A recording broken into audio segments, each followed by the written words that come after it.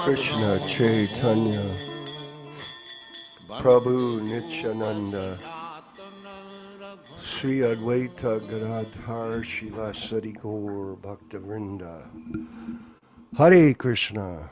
All glories to Srila Prabhupada, all glories to the Prabhupada Disciples Association globally. This program of classes is being distributed globally through the internet. So we have people from Turkey, from Italy, from India, from Canada, from America, all from Russia, all different countries throughout the world. Devotees are attending these classes given by the Prabhupada Disciples Association in order to promote the pure teachings of our spiritual master, A.C. Bhaktivedanta Swami, in the unadulterated format. This is a very unique program that we've instituted some time ago. We have a accumulation of classes now that we've created for that purpose, not only for people to, in the current time, but in the future, to be able to refer to if they want to understand clearly what Prabhupada wanted us to do after his departure physically from the material world.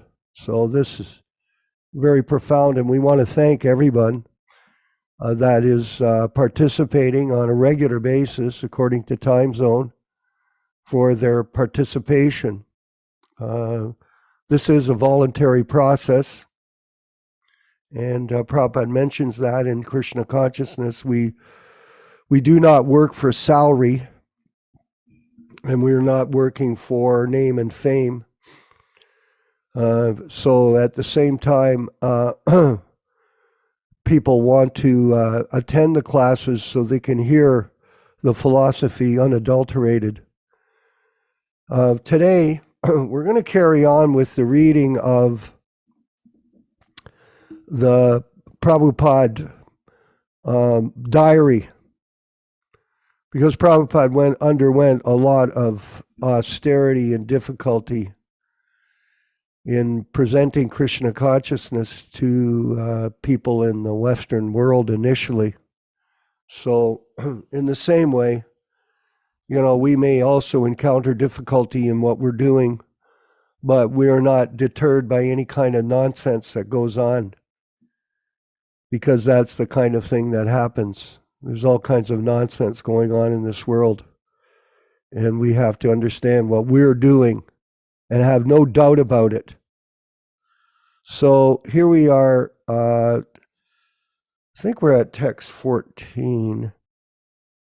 I'll read from, this is Monday, September 13th. So Prabhupada has been on the boat for over a month. Here's the diary. This is the original diary of Srila Prabhupada. It's very important for us to know the history of our Guru's life and why we have this firm conviction that he is the empowered representative of Bhaktisiddhanta Saraswati Goswami and Lord Chaitanya, without a doubt. Without a doubt. There's no wishy-washy nonsense going on here. We're not interested in that. People that want to be wishy-washy, who are going to be fault finders and criticizers, go away. Don't come around here. We're not interested. Monday the 13th. Today is the 32nd day of our journey from Calcutta. After midnight yesterday, the lurching decreased, and I felt relief.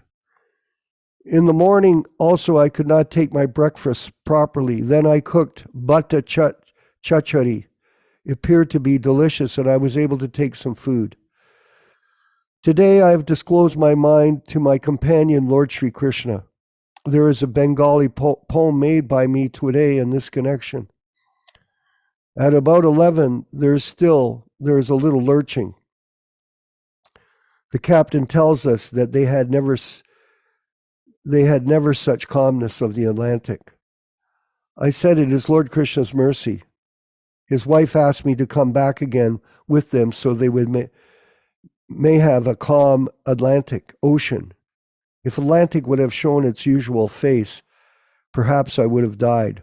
But Lord Krishna has taken charge of the ship.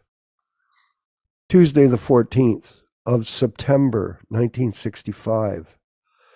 Today is the 33rd day of our journey. And at 3 o'clock in the morning, I saw the sky cloud with dim moonlight. From morning till 1 o'clock, the sky remained cloudy. And at 1:30 p.m., there was a shower of rain. The sky is still cloudy, and the wind is blowing from southeast corner and raining at intervals. The whole day passed in that way, and the wind assumed a paracyclonic face with dense cloud resulting in rain till 9:30 p.m. with regular lightning, etc. At 10 o'clock, when I was talking in the captain's room, the chief engineer, Mr. Travis, told me that he had never experienced such experience of calm and quietness of the Atlantic Ocean. So Prabhupada is, because of having suffered his heart attack, he was very vulnerable that he could have relapsed. But what happened was the ocean, and we'll read forward here how Prabhupada analyzes it. There was always a typhoon, a cyclone, a fog, etc., at least for days in every trip in the past. I said it was Lord Krishna's grace. If such things as usual in Atlantic would have taken place, I would die. So Krishna had intervened according to Prabhupada's vision to protect him from his demise and carry on with his mission. Wednesday the 15th, today the 34th day of our journey. As usual, I rise up at 3 a.m. and when I went to veranda, I saw the sky almost clear. There was moonshine on head, and although the wind from southeast was strong, the ocean was clear visioned, and the ship was passing smoothly. At about 11 a.m., the sky again became overcast with cloud, and it is continued until 3 p.m. There were rainfalls at intervals, but after 4 o'clock, the sky became clear, and there was bright sunshine. I was engaged in reading Kalya Dhamma Dham Leela from Srimad Bhagavatam, especially the prayers by Srimati Nagapatnis and the last appealing prayer by Kalya. Okay, and here we've got these beautiful pictures in this book. And that is, hold on, that appears to be the last pastime here for this chapter. So Prabhupada, America arrives, Srila Prabhupada arrives at Boston Harbor. So this will take us to the 35th day. I'll read it. Sorry. Tuesday is the 16th. Today is the 35th day of our journey. And yesterday night, about 10:30 p.m., we have turned one wheel towards northeastern corner from the Bermuda latitude towards Boston Port. In the morning, the atmosphere was fairly cleared and the ship was plying very smoothly. The first officer told me that he had never had such experience of the Atlantic Ocean, and he ascribed the good luck to me. That's a very good conclusion. I said, yes, it is all Lord Krishna's grace, because due to my severe type of seasickness, he himself taken charge of the ship. In expansion, the Lord is rowing the oars. We shall certainly reach to the American port safely. The whole day was a clear sunshine, but at 4 p.m., the sky all of a sudden became foggy. The sun became dim, covered by foggy weather. The horizon is still visible. Let us see what is still ahead. The ship is stopped completely at about 6 p.m. on account of dense fog. By the grace of Lord Krishna, the fog was cleared after 2 to 3 hours, and the ship started. The whole night was not disturbing, and today, on the 36th day of our journey, we reached safely at the Boston port at 5:30 a.m. So we'll finish that section. Do we have another section prepared today from Prabhupada's early writings, Vinkat? No, not today. Okay, fair enough. Okay, let's proceed forward with the Jaya Radha Madhava prayers and then the talk by Yaśodā-nandana Prabhu. All glories to Srila Prabhupada.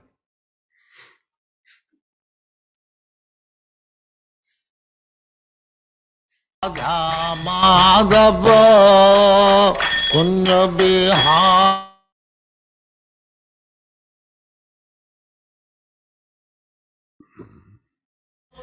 Jaya Radha Madhava Kunja Bihari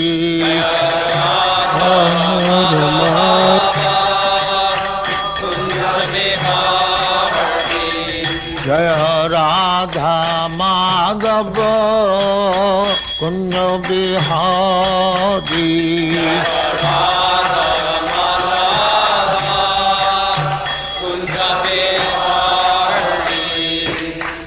Yaśodā-nandana Brajajana Ranjana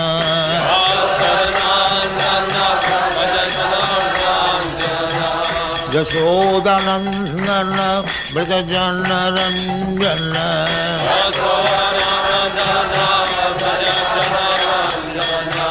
Jamuna Tira Banachari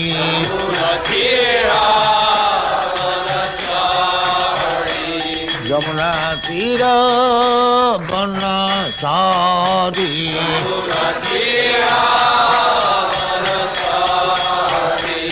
Jaya Radha Madhava Kunja Bihari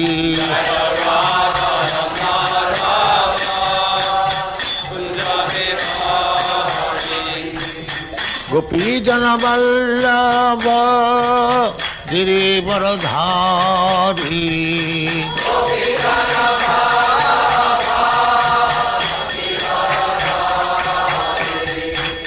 Gopi Jana Vallabha Girivaradhari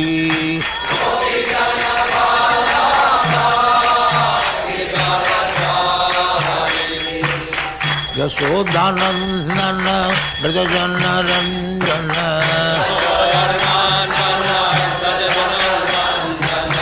Yaśodā-nandana Brajajana Ranjana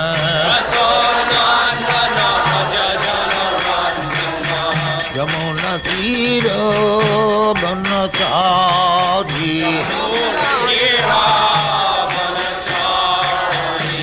Jamuna Tira Banachari Jaya Radha Madhava Kunja Bihari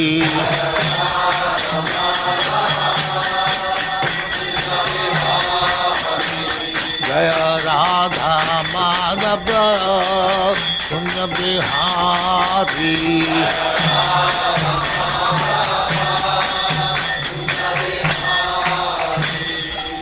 Jai Amaspat Paramahansa Parivrajaga-ācārya Sthitare Srimad Bhaktivedanta Saraswati Goswami Prabhupada ki Jai Jai Gauri Vaishnava ki Jai Nāma-ācārya Sri Haridas Thakur ki Jai Prem se kaho Sri Krishna Chaitanya Prabhu Nityananda Sri Advaita Gadadhar Srivasadi Gaur Bhaktamani ki Jai Sri Radha Krishna Bhog Gopinath Sam Khand Radha Khand Giridhar ki Jai Vrindavan Dham ki Jai Navadvip Dham ki Jai Ganga Mai की जय, जमुना माई की जय, द्वारका धाम की जय, स्वामी तो भक्तविंद की जय, all glory to the Assembly, all glory to the Assembly.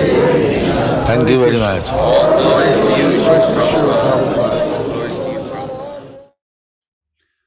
Om Ajnana-timirandasya Jnananjana Shalakaya Chakshurunmilitam Yena Tasmai Shri Gurave Namaha Shri Chaitanya Manobishtam Stapitam Yena Bhutale Swayam Rupa Kadamahyam Dadati Svapadantikam Vandeham Shri Guru Shri Yuta Padakamalam Shri Gurun Vaishnavamscha Shri Rupam Sagrajatam Sahaguna Raghunathan Anvitam Tam Sajivam Sadvaitam Savadhutam Parijana Sahitam Krishna Chaitanya Devam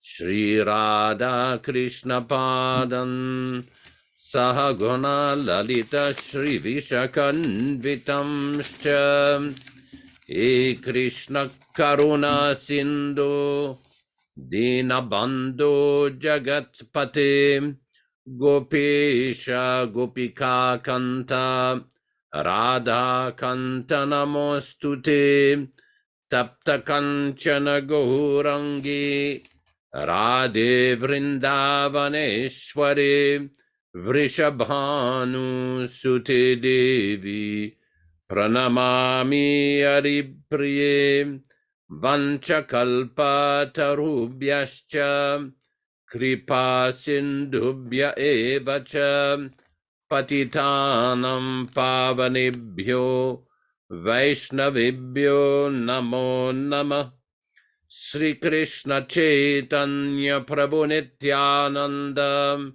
Shri Advaita Gadadhara Shri Vasadi Gaura Bhakta Vrindam Hare Krishna Krishna Krishna Hare Hare Hare Rama Rama Rama Hare Hare. Welcome everybody to this Saturday morning reading and discussion on Bhagavad-gītā As It Is. We are reading from the original non-adulterated 1972 Bhagavad-gītā with all the synonyms, translations, and purports by His Divine Grace A.C. Bhaktivedanta Swami Prabhupāda, Founder-Ācārya of the International Society for Krishna Consciousness, also known as the Krishna Consciousness Movement. Today we'll be reading two verses from chapter number 7, text number 24 and 25, page 397. Avyaktam vyaktimapannam manyante mam abuddhayaha param bhavam ajanantu mama vyayam manuttamam. Avyaktam, non-manifested, vyaktim, personality, apannam, achieved, manyante, think, mam, unto me, abuddhayaha, less intelligent persons, param, supreme, bhavam, state of being, ajanantaha, without knowing, mama, my, avyayam, imperishable, anuttamam, the finest. Translation by His Divine Grace, Srila Prabhupada. Unintelligent men who know me not think that I've assumed this form and personality. Due to their small knowledge, they do not know my higher nature, which is changeless and supreme. Purport by Prabhupada. Those who are worshippers of demigods have been described as less intelligent persons. And here the impersonalists are similarly described. Lord Krishna in his personal form is here speaking before Arjuna, and still, due to ignorance, impersonalists argue that the Supreme Lord ultimately has no form. Yamunācārya, a great devotee of the Lord in the disciplic succession from Rāmanujacārya, has written two very appropriate verses in this connection.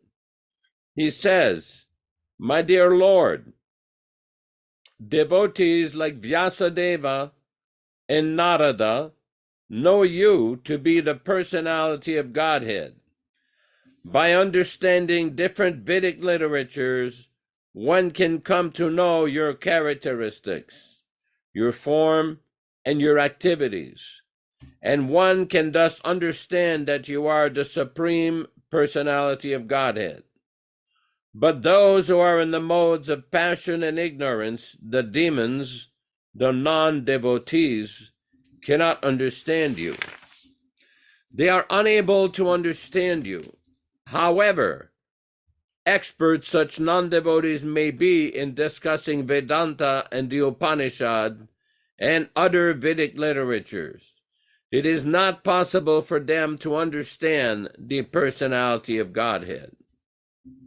In the Brahma Samhita, it is stated that the personality of Godhead cannot be understood simply by study of the Vedanta literature. Only by the mercy of the Supreme Lord can the personality of the Supreme be shown. Therefore, in this verse, it is clearly stated that not only the worshippers of the demigods are less intelligent, but those non-devotees who are engaged in Vedanta and speculation on Vedic literature without any tinge of true Krishna consciousness are also less intelligent. And for them, it is not possible to understand God's personal nature. Persons who are under the impression that the absolute truth is impersonal are described as asuras, which means one who does not know the ultimate feature of the absolute truth. In the Srimad Bhagavatam, it is stated that supreme realization begins from the impersonal Brahman and then rises to the localized supersoul, but the ultimate word in the absolute truth is the personality of Godhead. Modern impersonalists are still less intelligent, for they do not even follow their great predecessor, Shankaracharya, who has specifically stated that Krishna is the Supreme Personality of Godhead. Impersonalists, therefore, not knowing the supreme truth, think Krishna to be the son of Devaki and Vasudeva, or a prince or a powerful living entity. This is also condemned in Bhagavad-gītā. Only the fools regard me as an ordinary person.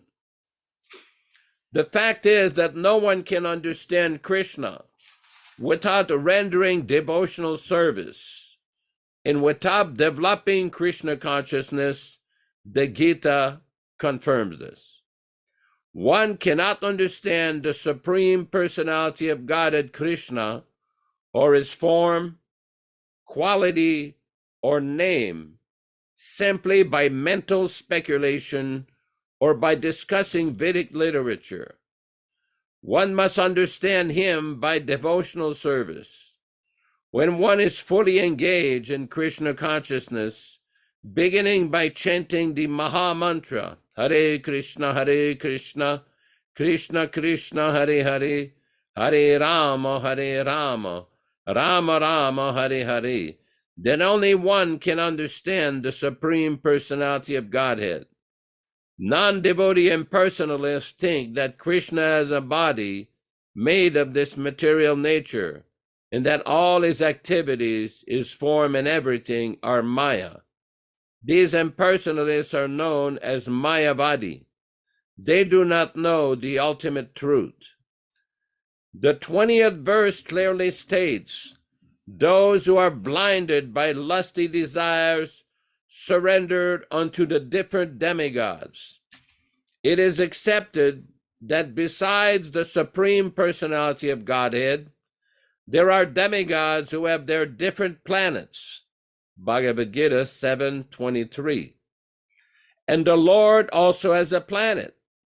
It is also stated that the worshippers of the demigods go to the different planets of the demigods. And those who are devotees of Lord Krishna go to the Krishna Loka planet. Although this is clearly stated, the foolish impersonalists still maintain that the Lord is formless and that these forms are impositions. From the study of the Gita, does it appear that the demigods and their abodes are impersonal? Clearly, neither the demigods nor Krishna, the Supreme Personality of Godhead, are impersonal. They're all persons. Lord Krishna is the Supreme Personality of Godhead, and he has his own planet, and the demigod have theirs. Therefore, the monastic contention that ultimate truth is formless and that form is imposed does not hold true. It is clearly stated here that it is not imposed.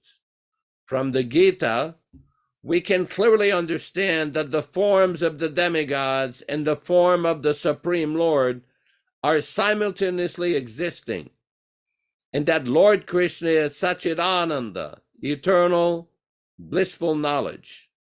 The Vedas also confirm that the Supreme Absolute Truth is Anandamaya, or full of auspicious, or full of blissful pleasure, and that is Abhyasat, by nature, the reservoir of unlimited auspicious qualities. And in the Gita, the Lord says that although he is Aja, unborn, he still appears. These are the facts that we should understand from the Gita. We cannot understand how the Supreme Personality of Godhead can be impersonal. The imposition theory of the impersonalist monist is false, as far as the statements of the Gita are concerned. It is clear herein that the Supreme Absolute Truth, Lord Krishna, has both form and personality. Text 25. Naham prakasha sarvasya yogamaya samavritaha mudhoyam nabhijanati loko mam majamavyayam na nor aham I prakasha manifest sarvasya to everyone yogamaya internal potency samavritaha covered mudhaha foolish ayam this na not abhijanati can understand lokaha such less intelligent persons mam me ajam unborn avyayam inexhaustible. Translation by Prabhupada. I am never manifest to the foolish and unintelligent. For them I am covered by my eternal creative potency, Yogamaya. And so the deluded world knows me not, who am unborn and infallible. Purport by Prabhupada. It may be argued that since Krishna was present on this earth and was visible to everyone, why is he not manifest? He manifests to everyone now. But actually he was not manifest to everyone. When Krishna was present, there were only a few people who could understand him to be the Supreme Personality of Godhead.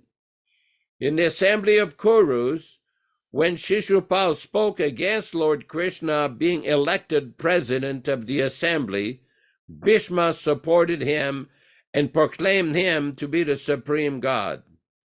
Similarly, the Pandavas and a few others knew that he was the supreme, but not everyone. He was not revealed to the non-devotees and the common man. Therefore, in the Gita, Krishna says that but for his pure devotees, all men consider him to be like themselves. He was manifest only to his devotees as the reservoir of all pleasure.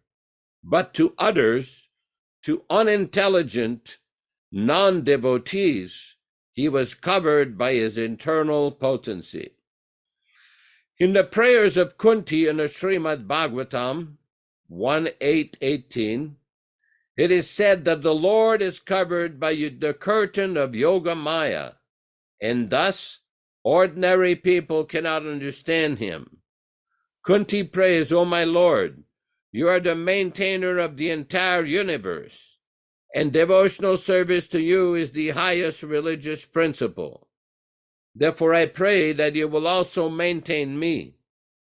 Your transcendental form is covered by the Yoga Maya. The Brahma Jyoti is the covering of the internal potency. May you kindly remove this glowing effulgence that impedes my seeing your Satchidananda Vigraha, your eternal form of bliss and knowledge." This Yoga Maya curtain is also mentioned in the 15th chapter of the Gita. The Supreme Personality of Godhead in his transcendental form of bliss and knowledge is covered by the eternal potency of Brahma Jyoti, and the less intelligent impersonalist cannot see the Supreme on this account. Also, in the Srimad Bhagavatam 10:14-7, there is this prayer by Brahma: "O Supreme Personality of Godhead, O Super Soul, O Master of all mystery, who can calculate your potency and pastimes in this world? You're always expending your eternal potency, and therefore no one can understand you. Learned scientists and learned scholars can examine the atomic constitution of the material world or even the planets, but still they're unable to calculate your energy and potency, although you are present before them. The Supreme Personality of Godhead, Lord Krishna, is not only unborn, but he is avyaya, inexhaustible. His eternal form is bliss and knowledge, and his energies are all inexhaustible. Om Ajnana Timirandasya Jnananjana Shalakaya Chakshurun Miritam Yena Tasmai Shri Gurave Namaham. I offer my respectful obeisances unto my spiritual master, Srila Prabhupada, who has opened my eyes, who has opened our eyes from the darkness of ignorance with the torchlight of transcendental knowledge. Nama Om Vishnu Padaya Krishna Prestaya Bhutale Srimate Bhaktivedanta Swami Namine Namaste Saraswati Deve Gauravani Pracharine Nirvishesha Shunyavadi Paschatya Deshatarine Bhaktisiddhanta Shishyaya Bhaktivedanta Namine Prasannaya Prashantaya Tasmai Shri Gurave Namah. Bhagavad-vandanam khadyam Guru Vandana Purvakam Kshiram Sharkara Yuktam Kadatehi Visheshataham Sri Krishna Chaitanya Prabhu Nityananda Shri Advaita Gadadhara Shri Vasadi Gaura Bhakta Vrinda Shri Rup Sanatana Bhatta Raghunatha Sri Jiva Gopala Bhatta Dasa Raghunatha Hare Krishna Krishna Krishna Hare Hare Hare Rama Rama Rama Hare Hare. So these are very important section of verses we have seen between text 21 and 23 that Krishna has described, text 20 to 23 in these 4 verses, that Krishna has described the position of the various demigods. Because we see prior to that section in text number 19, Krishna has described Bahunam Janmanamante Jnanavam Mam Prapadyate. After many births and deaths, he who is actually in knowledge surrenders unto me, knowing me to be the cause of all causes and all that is. Such a great soul is very rare. Vasudeva Sarvamiti Samahatma Sudurlabhaha. We also see in the Brahma Samhita, Krishna describes that even though one may study the Vedas, Krishna is not so easily understood by the study of the Vedas. Vedeshu Durlabham. Durlabham means difficult, not easy. Adurlabham means easy. Atma Bhakto, for those who are pure devotees, it is easy to understand the position of the personality of Godhead as he reveals himself through his bona fide empowered acharyas, great saints and spiritual masters. Here in this text, we see that Krishna is warning, after he's explained the position of the demigods and how the demigods, the worshipper of the demigods, attain the planets of the demigods, and the worshipper of the Supreme Lord attained the planets of the Supreme Lord. Krishna has explained, Mad Bhakta Yanti Mamapi. Devan Devayajo Yanti, Mad Bhakta Yanti Mamapi. Prabhupada translates, those who worship the demigods go to the planets of the demigods, but my devotees ultimately reach my supreme planet. We've often discussed how in the Bhagavad-gītā, Lord Krishna in numerous places has confirmed that for those who think of me, who accept my transcendental activities, and who understand the nature of my birth and activities, at the end of their life, they come back to me. Janma karma chame divyam, evam yo veti tatvataha. Tyaktva punar janma, naiti mam iti so Arjuna. That my dear Arjuna, for those who understand, janma karma chame divyam, divyam means transcendental. For those who understand the transcendental nature of my birth and appearance, what happens to them? They do not come back. Naiti mam iti so Arjuna. Of course, that is a description for those who are complete in Krishna consciousness. But here Krishna is explaining why is it that some classes of practitioners, the impersonalists, do not understand him. Krishna used the word, the Sanskrit, abuddhayaha, less intelligent person, unintelligent men who know me not think that I've assumed this form and personality. Due to their small knowledge, they do not know my higher nature, which is changeless and supreme. Avyayam anuttamam. Now, it's quite significant because especially in India, in South India, this tendency towards this Mayavad or impersonalism is very strong. The South India is where Shankaracharya was born. Shankaracharya was born in Kerala. He took sannyas at a very early age. He went on top of a mountain near Kollur in Karnataka and practiced very severe austerities. He was empowered to chase the nihilist or the Buddhist out of India. He traveled everywhere in India and debated all the big pundits and defeated all the big pundits, big scholars. But after Shankaracharya came Yamunacharya, the spiritual master of Ramanujacharya. And also, Since the beginning of Kali Yuga, there were 12 Alvars. The Alvars are great saints in the Sri Vaishnava tradition who describe the glories of Lord Vishnu, Lord Narayana, in their various poems and writings. Prabhupada refers to this in the Chaitanya Charitamrita. It is also, they were also predicted in the Srimad Bhagavatam in the 11th canto.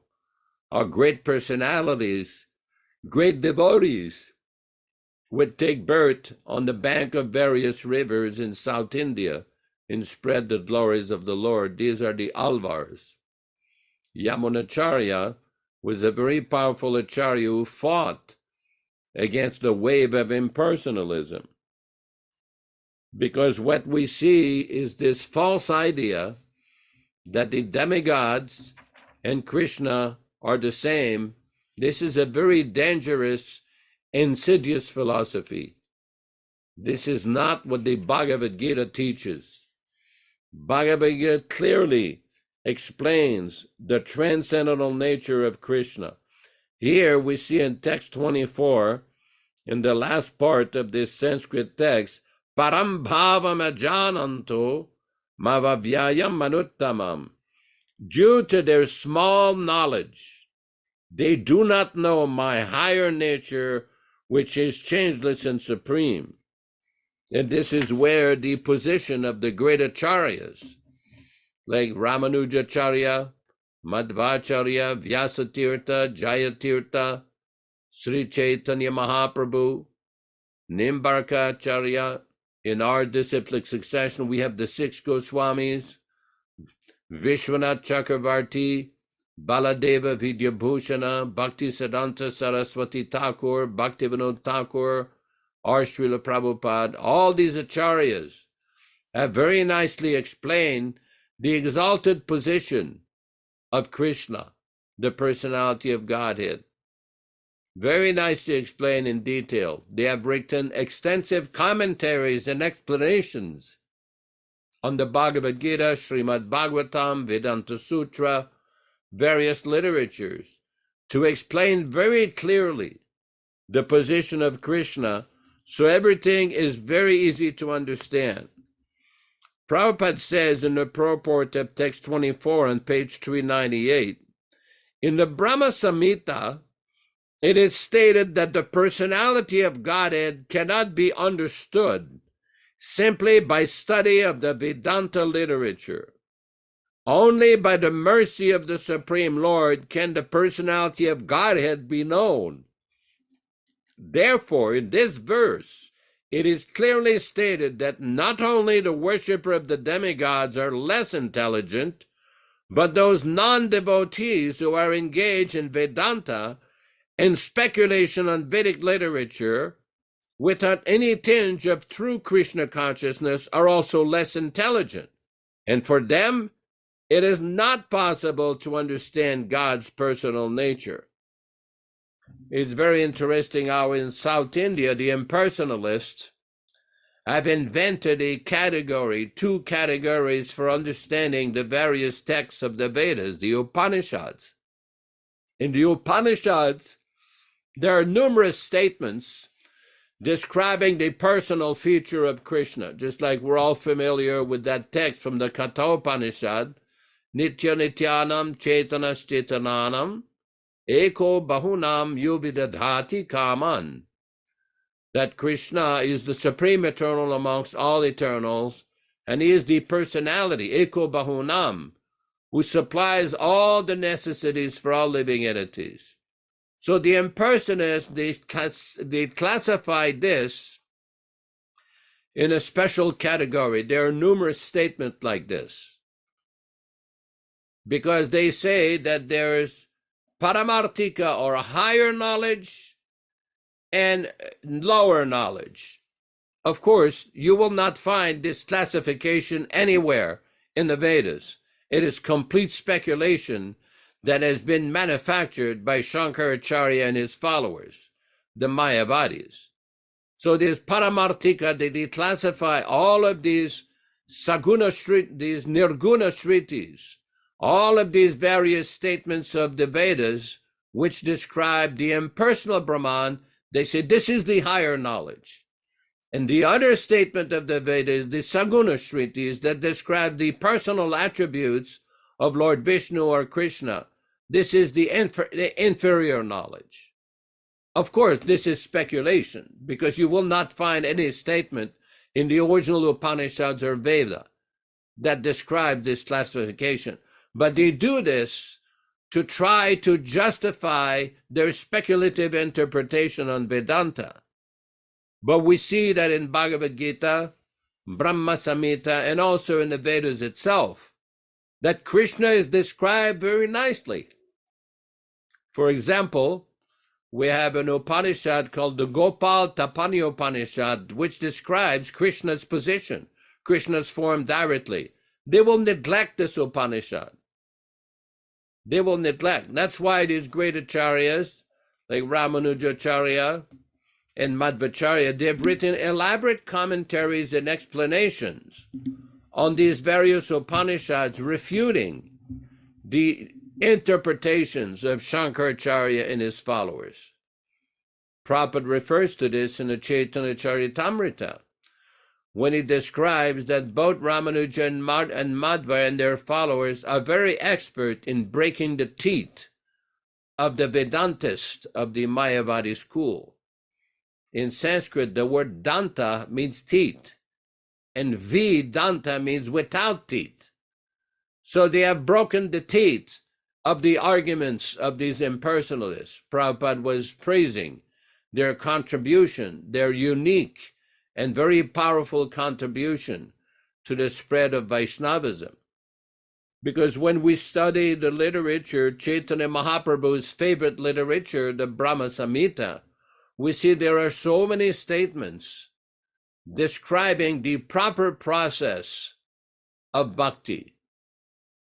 We have seen that the position of Krishna is described, Ramadi Murtishu Kalaniyamena Tishtan Nana Vataram Akarad Bhuvaneshu Kintu Krishna Swayam Samabhavat Paramah Pumanyo Govindamadi Purusham Tamaham Bhajami. This particular verse was quoted many times by Srila Prabhupada and also the Goswamis and all of our acharyas to explain the unique position of Lord Krishna, that all of the avatars, Rama Adi, Lord Rama and all the other avatars, Kala Niyaminatishtan, Akarad Bhuvaneshu Kintu, that they come from Krishna, but Krishna Swayam Samabhavat Paramapumanyo, that Krishna, the personality of Krishna, is the original personality of Godhead. So somebody may say, well, this may be a little complicated, how to understand this. It's not complicated, because we see in the same Brahma Samhita that Lord Brahma is explaining, Premanjana Churita Bhakti Vilochanena Santasade Varadayeshu Vilokayanti Yam Shyama Sundaramachintya Gunaswarupam Govindamari Purusham Tamaham Vajami, that those devotees whose eyes are smeared with love of Godhead, Premanjana Churita Bhakti Vilochaneda, on account of this bhakti, then they can understand the position of Krishna. We have often described a brief section of this Brahma Samhita, that Vedeshu Durlabham, to understand the Vedas is not so easy. It requires a lot of training in Sanskrit language, in grammar, in logic, and knowledge of the Upanishads. But it is described, Vedeshu Durlabham Adurlabham. It is not difficult. For whom? Atma Bhakto, for those who are devotees of Lord Krishna. Atma Bhakto. So the question is how to get that bhakti. And what is bhakti? What is the meaning of devotion? How to progress in the path of devotion? And what is, somebody may say, well, that's nice and good. There's so many rules, so many regulations, so many things that one has to do to get this bhakti. So what will be the result of this bhakti, of practicing this process? And this is what Krishna explains in so many places in Bhagavad-gītā. Because the material world, everybody is very attached. They're very attached to their position. In other words, how to understand the personality of Krishna can only be done by listening to the explanation of pure devotees. Just like, look what Prabhupada did in this purport here. I'm referring to purport of text 24 in the first paragraph. Prabhupada is describing the position of less intelligent persons, and then he's quoting immediately from a great powerful Acharya, Yamunacharya, of who can understand Krishna. I've often given the example that in my travels and with other devotees in South India, that we encountered many impersonalists and Mayavadis. And some of them would try to bring up their arguments about the impersonal feature of Krishna. But when we present the Bhagavad-gītā, just like Prabhupada presented it, they cannot say anything. We had an experience in Madurai. Madurai is a city very deep in South India. Well, one very wealthy man invited us to stay in his house. So he was an impersonalist, a demigod worshiper, and a follower of one of the big Shankaracharyas in India. So he put us in a room, and all over his house there were different pictures of demigods. So Guru Kripa Swami, of course, in his unique attitude, in his wonderful devotional attitude, he took the pictures of the demigod and put him flat, and he put pictures of Krishna and Prabhupada and Lord Chaitanya all over the place. And when the man saw this, he said, oh, this is very bad. You cannot touch the gods. We worship all the gods. Guru Kripa says, what? What is all the gods? There's only one God, Krishna. He says, oh, no. All the gods, worshiping all the gods lead to Krishna. And we had a very lively debate with him. And we gave this example to him that Prabhupada describes in the Ishavasya Upanishad, where Prabhupada explains that those people who think that worshiping the demigods will lead to Krishna is just like those individuals who think, I'll buy a ticket from Delhi to go to Bombay and I'll end up in Madras or Chennai. It doesn't work that way. If you buy a ticket from Delhi to Chennai, you're going to end up in Chennai. You will not end up in Bombay. Similarly, those people that worship the demigods, you will reach the demigods, not Krishna. It is not all the same. And this has been clearly explained in considerable detail by all the great Vaishnavacharyas and Srila Prabhupada. But this gentleman, he was actually very nice about it, but he was very disturbed. So what he did the next day for breakfast, they prepared an elaborate breakfast, South Indian style breakfast, and he bought a big pandit. This big pandit comes with his Shiva tilak, with his smear ashes over their faces, and he's got this big Sanskrit book, the commentary of Shankaracharya on Bhagavad-gītā and some of their people. And he knew English, he knew a few languages, very educated fellow. So of course, Guru Kripa, in his unedible style, started to preach to him that Krishna is the supreme, and he quoted this, quoted that, quoted Brahma Samhita, quoted Bhagavatam, quoted Bhagavad-gītā, and the person was like, you could see the person was stunned. How is this white person coming from America describing Krishna and quoting Sanskrit here and there? And at one point, he started to open his book. Guru Kripa said, you don't need to open that book. He says, I'm telling you that in Bhagavad-gītā, Krishna says, I am the supreme and there's no one superior to me. Here it is, chapter 7, text 7, Matta Parataram Nanyat, Kinchid Asti Dhananjaya. There is no truth superior to me. The person was totally stunned. And he looked at the wealthy man who was his friend or whatever, and they started to speak in local language, putting their hands up. And then Guru Kripa, well, that's not all. Then he quoted him the Brahma Samhita. He quoted him the Bhagavatam. And then what happened? The story of our encounter with this Pandit got back to one of the big Shankaracharyas in India. That who are these two Westerners, these white-skinned Americans and Westerners, quoting the Sanskrit, telling us that worship of the demigods is not the same as worship of Krishna, and that Krishna is superior to all the demigods. I've also told the story in that same city.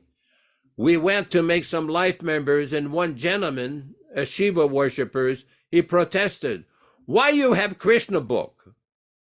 Why don't you have Shiva book? The activities of Shiva. Why don't you have that?" He says, "No, because Krishna is the supreme. This is described in Srimad Bhagavatam." And he actually became highly agitated because this is the result of not hearing from proper authorities. We see in the Upanishad, there's a Sanskrit term that Prabhupada would often quote, "Iti sushrumadiranam." One should hear from the undisturbed authorities. One is completely undisturbed by the modes of material nature. One who is not influenced, completely transcendental. Brahma bhuta prasanatma nasochati nakankshati samah sarvetu bhusheshu mad bhaktim labati param. In order to get this bhakti, one at least has to rise himself to this platform of Brahma bhuta, of understanding I'm not this body, and all of these bodily designations are temporary. So this is very important. I'll shut up now, otherwise and I'll take up too much time. But thank you for listening, and we'll turn over to Vishwakarma Prabhu. Hare Krishna. Thank you, Yaśodā-nandana Prabhu. What an enlivening class for the Prabhupada Disciples Association. And that story that you told about you and Guru Kripa was very well done and very clear for all of us to understand. First, before we move on, I wanted to ask if anyone had any questions related to the lecture first.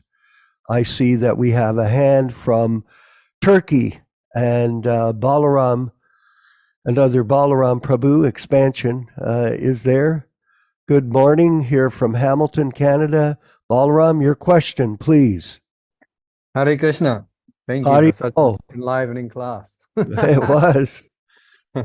Yeah, actually, this is a big topic always with us also, the Mayavadi poison Yeah. that we have in us. So Yaśodā-nandana Prabhu, I want to ask you, when somebody is Brahman realized, what's the difference between Brahman realized or Mayavadi on the highest level, the highest level, whatever that means, Mayavadi? Because Srila Prabhupada seems to say several times that Brahma, Brahman realization, or Brahma, actually, the Brahman and Paramatma and Bhavagana are the same. On many occasions, he says that's the same. It's one, is Supreme Lord. So, but, clearly we see a difference, but. Go ahead, just say something about that. ask the question. Yeah, that is, the question really is, what's the difference between, because in this purport, we saw that Prabhupada said that they were demons, asuras, that those who were Mayavadis, impersonalists. But impersonalists, if it's the same that an impersonalist is Brahman realized or can be Brahman realized, because Brahman is impersonal. But then on the other hand, Prabhupada says that Brahman and Paramatma and Bhagavan are the same. Yaśodā, please. What that means is, in the Bhagavatam, the technical Sanskrit term that is given in the Srimad Bhagavatam in the first canto is Yat Gyayam Advayam, that this transcendental knowledge, Brahmeti, Paramatmeti, Bhagavaniti Shabdyate, that the absolute truth is manifested in three features. So these three features, the impersonal Brahman, the super soul within the heart of every living entity, Paramatmeti, and the personal form of Krishna, Bhagavanti Shabdyate, it is the same person manifested in three different ways. Prabhupada used to often giving the explanation of the sun globe, the sunlight, and the sun god. In other words, it's all from the sun. but there's different manifestations. There's the personality, Surya Narayana, the sun god. There's the sun globe, and from him the sunlight emanates. So from the body of Krishna in Goloka Vrindavan, the effulgence of his body is called the Brahma Jyoti. Jyoti means light. But in order to understand the source of the Brahma Jyoti, the personality of Krishna, that requires a refined understanding, which a person can only get through the process of bhakti. That's why when we read these purports, Prabhupada explains that only these persons who are engaged in devotional service can understand this. In other words, a person cannot understand these features that are explained in the Srimad Bhagavatam and Bhagavad-gītā without accepting Krishna, the person. The Mayavadis do not accept the person of Krishna. They think that all of these different demigods and Krishna, they're all the same. They're very confused. This is the result of confused intelligence due to not hearing from proper sources. There is a book that was compiled by one follower of Ramanujacharya named Vedanta Deshika. What it is, from a historical perspective, after the departure of Ramanuja, the Mayavadis and the various scholars of the impersonal schools, they used to attack the followers of Ramanuja, challenging the teachings of Ramanuja, his commentary on Vedanta Sutra. So there was a lot of battles, a lot of philosophical debates and disputations amongst the various champion scholars of these different schools. So within about 100 years after the departure of Ramanuja, one big acharya named Vedanta Deshika, he wrote at like 130 books, Vaishnava books, and he was a very powerful debater. And basically, he defeated these Mayavadis in a book called Mayavada Shatadushani, 100 Faults of the Mayavadi impersonalist philosophy, in which he systematically deals with this question you're raising about Brahman, Paramatma, and Bhagavan, and refuting and defeating all the various positions of the impersonalist schools. I mean, if you look throughout Prabhupada's books, it's the same thing. Prabhupada is not speaking a different philosophy. He's explaining it in simple English with a lot of different explanations.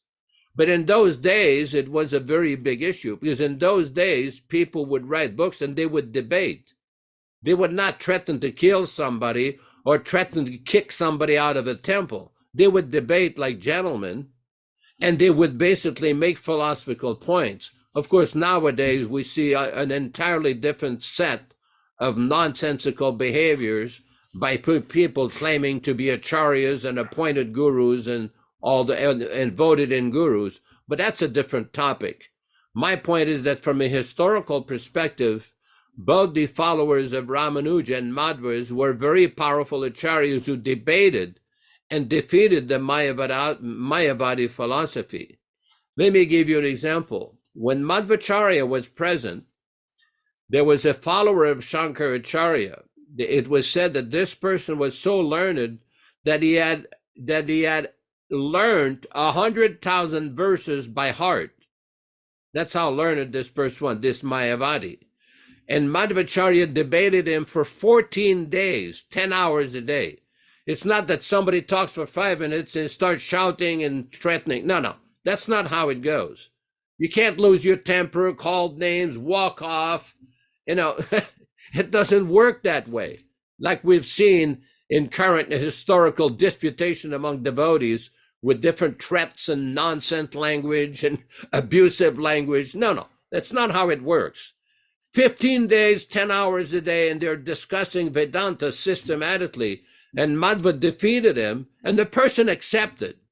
Previously, just like in the case of Baladev Vidyabhushan and our Sampradaya, when he debated with the Ramanandis, who had challenged the position of the Gaudiya Vaishnavas in Jaipur, in Galta, near Jaipur, they debated. Baladev Vidyabhushan defeated them, and they accepted.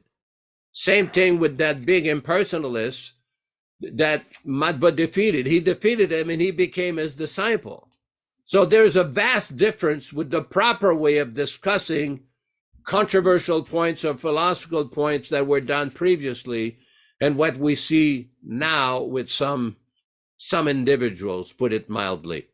So I'm just trying to put things in context for you. But if you want to get into details about this, I suggest you find this verse in the Bhagavatam. It swells with the word, the Sanskrit, Vadanti tat tattvavidas tattvam. It's in the first canto of Bhagavatam, within the first volume. Vadanti tat tattvavidas tattvam. It should not be very difficult. You can either search on Google, search on PrabhupadaBooks.com or any of the search engines. It will come. And there is a very wonderful explanation, very detailed explanation by His Divine Grace Srila Prabhupada explaining that. I hope it helps. Hare Krishna. Jai. Anyone else, please, in our audience this evening or this morning that has a question for Yaśodā-nandana Prabhu on his wonderful discussion of Krishna consciousness.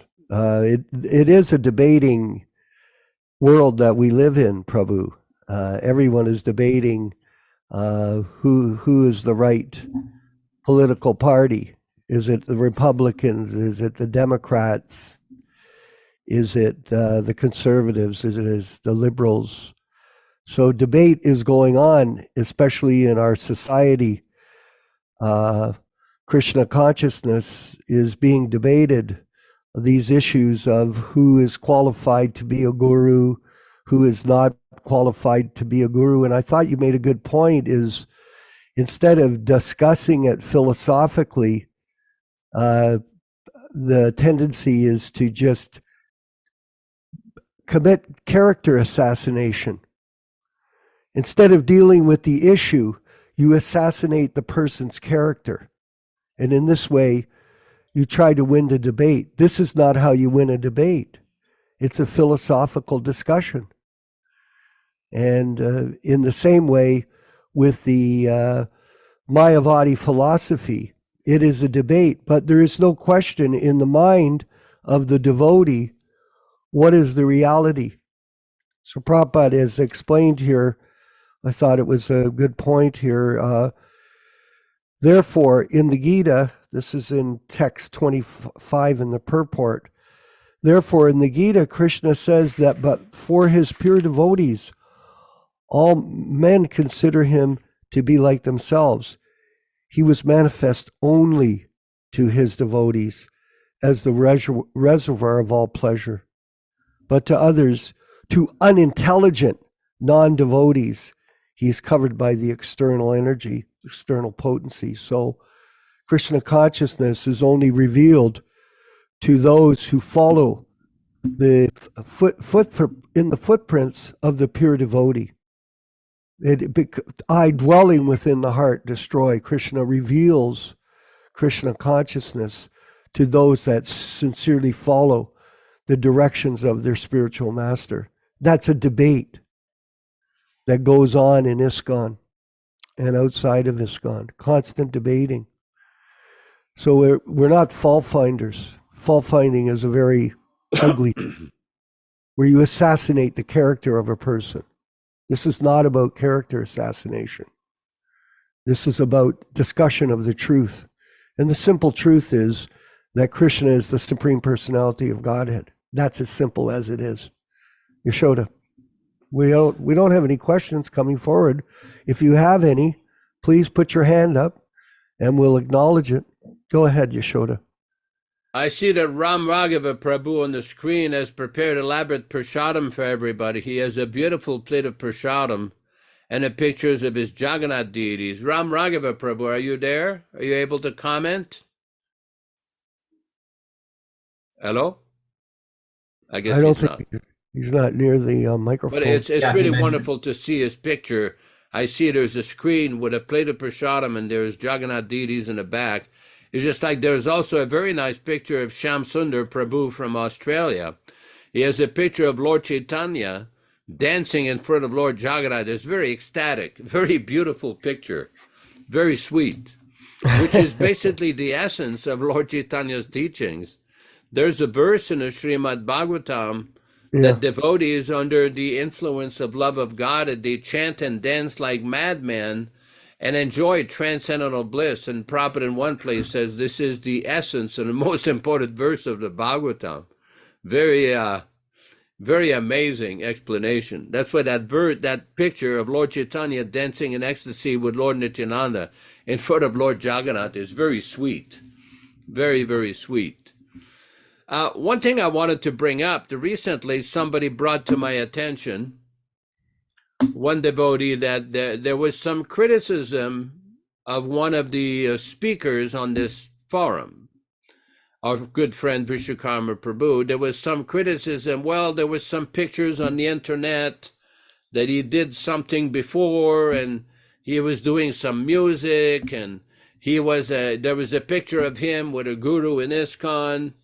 Yeah, well, the reality is, my question is, with these kind of criticism, what is the person doing now? Is he chanting Hare Krishna? Is he following the principles? Is he cooking prasadam offered to the deities? Is he worshiping Tulsi? Is he engaged now along following the guidelines of what Prabhupada has given? This is what's important. Whether somebody had his picture taken or somebody took a picture years and years ago, that is irrelevant. Let me give you an example. In 1974, we were on a morning walk with Srila Prabhupada near the Radharaman temple. And somebody on the walk asked Prabhupada, "Oh, Prabhupada, there was some complaints in Japan about some devotees," because Guru Kripa and myself were in Japan. So there had one devotee, some misbehavior occurred or something, and there was some report that somewhere or other came out. So the person brought this up to Srila Prabhupada in a morning walk. And Prabhupada stopped and looked at the person, and Prabhupada said, "Well, at least my disciples, they have opened a temple in Japan. They're following, they're doing the work in Japan. Those who are criticizing, what have they done? What have they actually done to spread Lord Chaitanya's movement in Japan?" And then Prabhupada says, just criticize him and doing nothing, that is the business of low-class men. So there can be any number of criticism that a person did this before, did that before. Yeah, that may be. But what are they doing now? This is the important point. A devotee should use his intelligence and not falsely criticize other devotees who are actively engaged in Krishna's service. Hare Krishna. That's an interesting point that you've made. And the fact of the matter is that everyone in this world is covered by some fault. We all have faults. None of us are perfect. And over the years, I'm 75 years old. I've got a long journey of experience in doing many things. And at the same time, one has to see the good in what people do. This is called fault finding. Fault finding goes on everywhere. That's the nature of the material world. But the devotee understands that this is part of material consciousness. Material consciousness is exactly that. And when people are engaged in that, they're not producing any good result. And they're certainly not focused on the service of their spiritual master. So the main thing is for us to be careful in these debates, especially online. There's all kinds of debates, as we were beautifully explained by Yaśodā-nandana Prabhu, all of the debates about who is the Supreme Personality of Godhead. And the Mayavadis have this particular position, and this person has that position, et cetera, et cetera. And you explained so nicely how they dealt with it historically by discussion, by rational agreement, not by some kind of negative, comments on people's characters. This is the business of the less intelligent, mundane person. So Krishna Consciousness is about preaching the message of Lord Chaitanya to others and getting some kind of result. Because Prabhupada used to ask us, as you know, Yaśodā, how many devotees have you made? No devotees made. How many books have you distributed? No books distributed. How many plates of prasadam have you distributed? No plates of prasadam. What is the result of your work? Nothing. All you can do is criticize. That's nonsense. This type of criticism of people goes on constantly. This is the business of the fault finder. And the fault finders should be avoided at all expense. Not only do they infect their own spiritual life, the people that listen to it are also affected. They become poisoned. This is not enough. This has been going on ever since I've been a devotee for 53 years. That people carry on with this nonsense. For 16 years, when I served in the temple as a president of ISKCON Toronto, there were constant fault finders living among us. Snakes. That's what goes on. What do you do with the snake? You kick it out. That's what goes on. We do not tolerate fault finders. Fact finders, that's different. What are the truths of the matter? But fault finding, we're not interested. I have a interesting post that I just put up this morning on our Prabhupada Disciples Association page. And by the way, I want to thank everyone for coming to the Prabhupada Disciples Association group. Vinkat, how many people are joining us right now? What's the rate on the Facebook page? We have currently around 800 people a week are joining. 800 people a week on average right now. Now, I don't want us to be overly optimistic, but it appears that there's a trend towards people throughout the world wanting to get the truth of the matter that we're presenting from the Prabhupada Disciples Association. Here's the post that I did. Some people think our group is fault-finding our God brothers. Let's be clear, that is not our intention. We are eager to present the teachings of Srila Prabhupada as purely and clear as possible. In this world, there is constant debate on what people think is right and what is wrong. In Prabhupada's Krishna Consciousness movement, this is also going on. We are very selective who can join our group. As far as Prabhupada says, birds of the same feather flock together. This association knows that Prabhupada is still with us in reality in his Vani incarnation. Those that deny this fact do not understand our transcendental understanding of things according to Prabhupada's clear instructions. The below quotes will give you further insight on how he handled deviant followers. We also manage our association with the same methodology. We do not tolerate fault finders or people that make personal attacks against our members, and these people should be avoided at all costs. That kind of poisonous behavior will not be tolerated.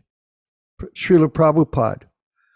We are very eager to give everyone a chance to become Krishna conscious. But if someone repeatedly causes a disturbance, then he may be asked to leave. That is not our business to ask people to leave our association.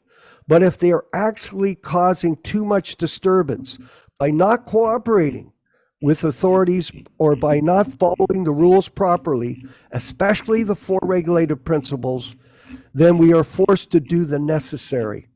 If someone who has been asked to leave sincerely wants to be given another chance, following the rules strictly and cooperating with authority, then he may be admitted again. That is the Krishna consciousness system.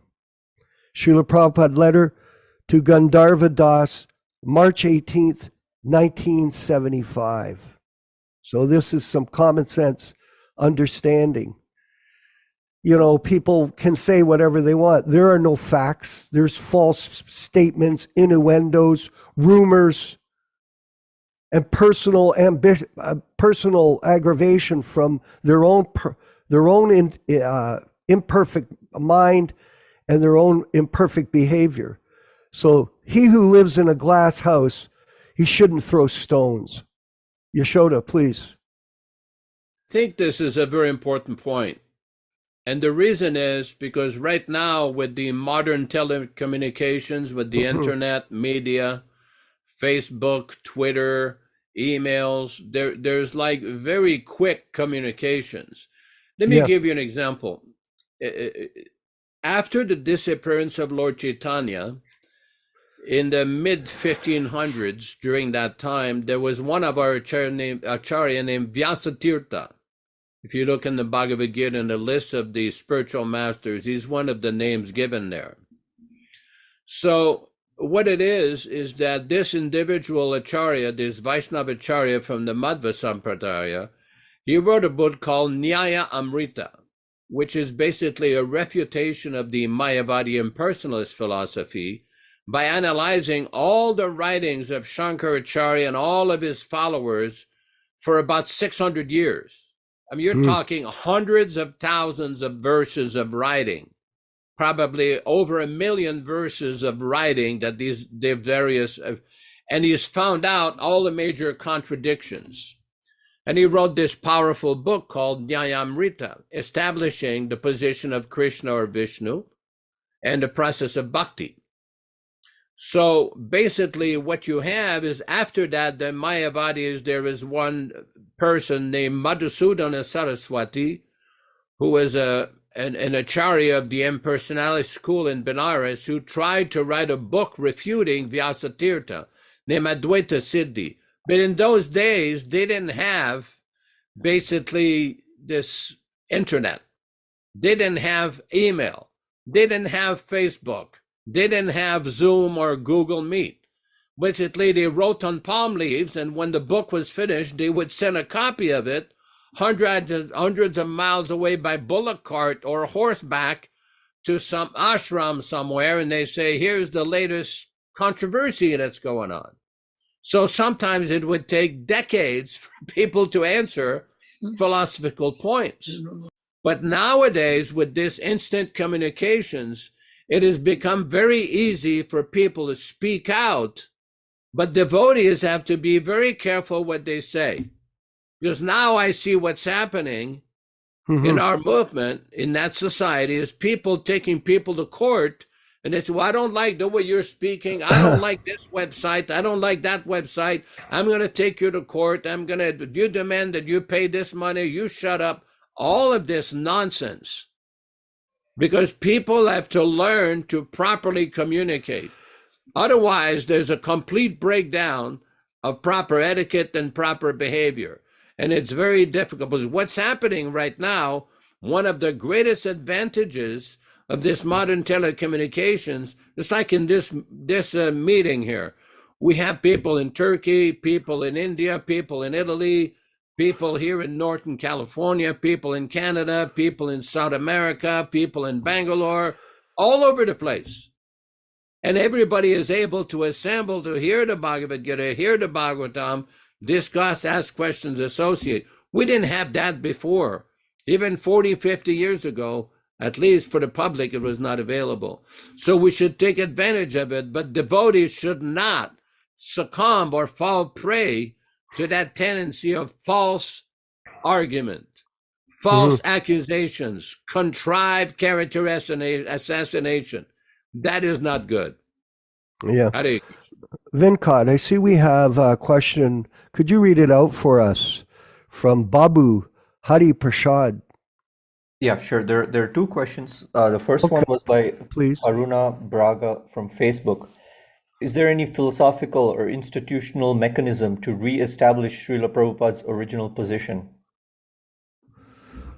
I'll give a quick answer. Yes, it is the Prabhupada Disciples Association, which we are developing step by step.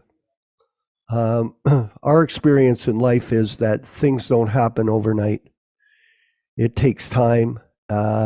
It takes strength of character because there's lots of issues in dealing with matters.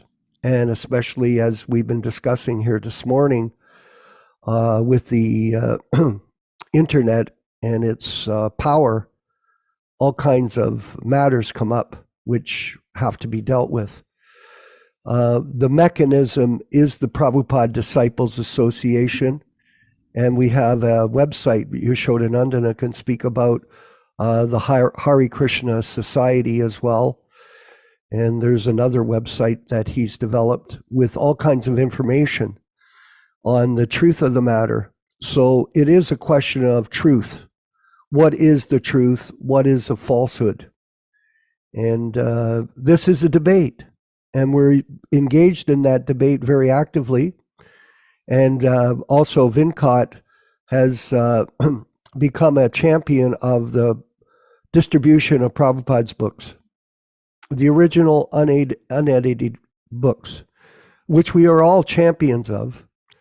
And we are moving forward to enter into that activity in the near coming future. So that is a key to protecting Prabhupada's message moving forward into the future, to protect his books from being changed by people that are speculating that he was imperfect in his explanations of Krishna consciousness to the modern world. It's a completely bogus, nonsense position, and we will not tolerate that for 1 second. Yaśodā, please. You want to further? I find it very interesting question because this question can be answered in various ways. First of all, Prabhupada's position never needs to be reestablished. It's always established. It's like Krishna doesn't need to be reestablished. He's always Krishna. And the pure devotee of Krishna, the empowered Acharya, is always what appears to be a temporary covering of Srila Prabhupada is basically ambitious persons or deviated persons have attempted to usurp his position and disobeys his instruction and his mandate.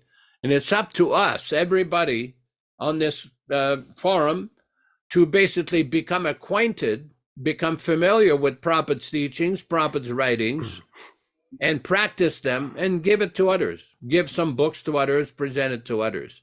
Now, we have two websites. One of them is KrishnaConsciousnessMovement.com. That's Krishna, consciousnessmovement.com, all one word. And we have another website called PrabhupadaAnugasWorldwide.org. Venkat, at some point, maybe we can type this and make it available so people can actually see.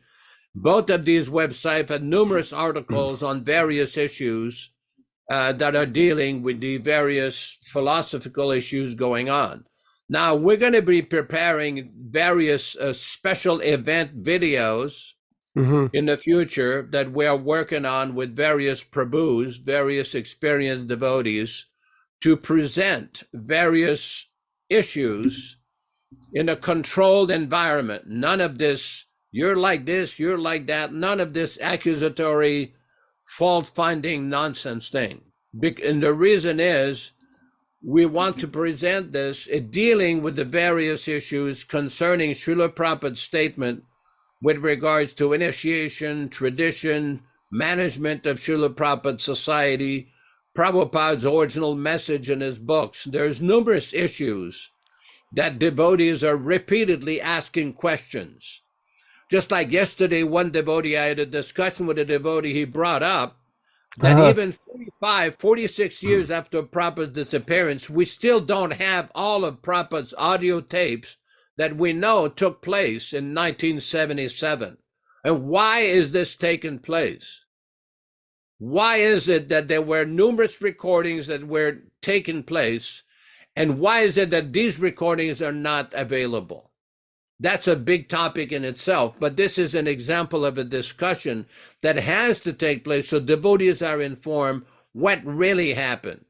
There is the official propaganda from various institutional persons and motivated individuals, and we're going to deal with the real fact.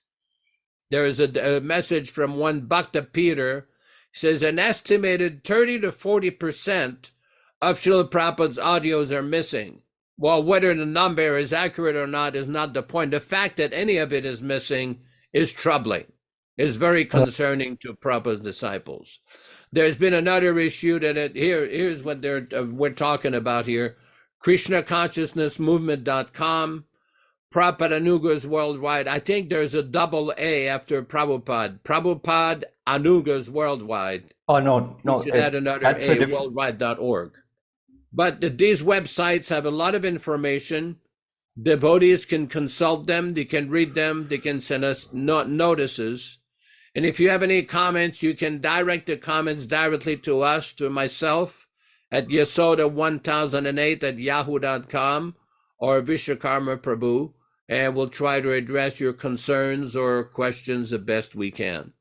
One other question that came up from Balaram Prabhu in Turkey about ISKCON Bangalore. ISKCON Bangalore has a very large number of temples in India, and a few of them in the USA. They're doing a lot of preaching.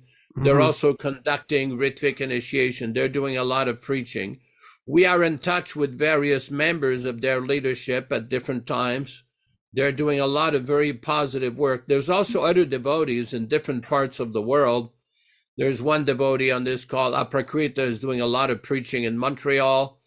There's devotees in Europe, in Italy, devotees in Germany who are doing preaching. There's a few devotees in England doing wonderful preaching. Although we are not like one big united institution, global institution like ISKCON, but at least the focus is completely, totally on accepting Srila Prabhupada as the Diksha and Shri Krishna Guru as per his instructions in 1977. And we are gradually developing a constitution, which we're working on, and formulating a united mission statement that various devotees can actually see. It will be released later in the next few months, so that devotees can have a rallying point about some basic fundamental principles. Hare Krishna. What time do we have? We're okay. We'll carry on a bit. There was one more question. Go ahead, please, Venkat. Read it out for us. Okay, it's by Babu Hari Prasad. Is there any philosophical or no, sorry. Yeah, we had that one. We had that one. This one is about, can you please explain how Srila Prabhupada installed his deity in Vrindavan? I'm referring to Srila Prabhupada's deity of himself. I have heard of this from some devotee. Can you please give any details on this? I'm not quite sure I understand the question here. He's asking this question. He's saying that Prabhupada installed his own deity in Vrindavan. That's a fallacious. That's not. That's not accurate. That is not accurate. Of that. Is he referring to a Murti of Srila Prabhupada himself, or deities of Krishna Balaram that Prabhupada installed in Vrindavan? Which deities is he referring to? He's referring to Prabhupada's Murti, deity that's on the altar with Gauranitai. Okay. Prabhupada authorized a deity of himself, and also, along with that, a deity of his Guru Maharaj, Bhaktisiddhanta Saraswati Thakur Prabhupada. He said that the deity of Bhaktisiddhanta should always be there. And then what happened after that, numerous deities of Prabhupada were prepared by various devotees, expert devotees in many temples. It is a tradition in many of the temples of the Ramanuja Sri Vaishnava Sampradaya, and also the Madhvas, that they have deities of their great acharyas, because the understanding is that the acharya is present in that deity. Now, there is a very interesting story of Sampat Kumar Bhattacharya, who was a Pandit, a great scholar of the Sri Vaishnava Sampradaya, who used to live in Bangalore. And he went to meet Prabhupada in Bombay and asked him, why have you installed a deity of yourself while you're still living? Because the understanding is that the deity is installed after the departure of an Acharya, and the Acharya can give blessings to the devotees and give his mercy and his blessings, and also purify various persons who touch his feet or get his darshan.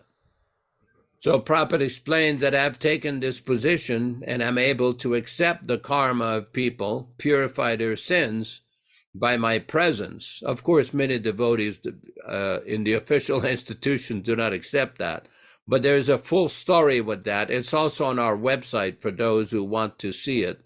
There's an article there regarding that. And with regards to that deity of Prabhupada, the question was asked by Brahmananda one time, whether or not Prabhupada was present in that deity. And Prabhupada said, yes, spiritual master and great personalities are present in that deity. They're also present in that picture.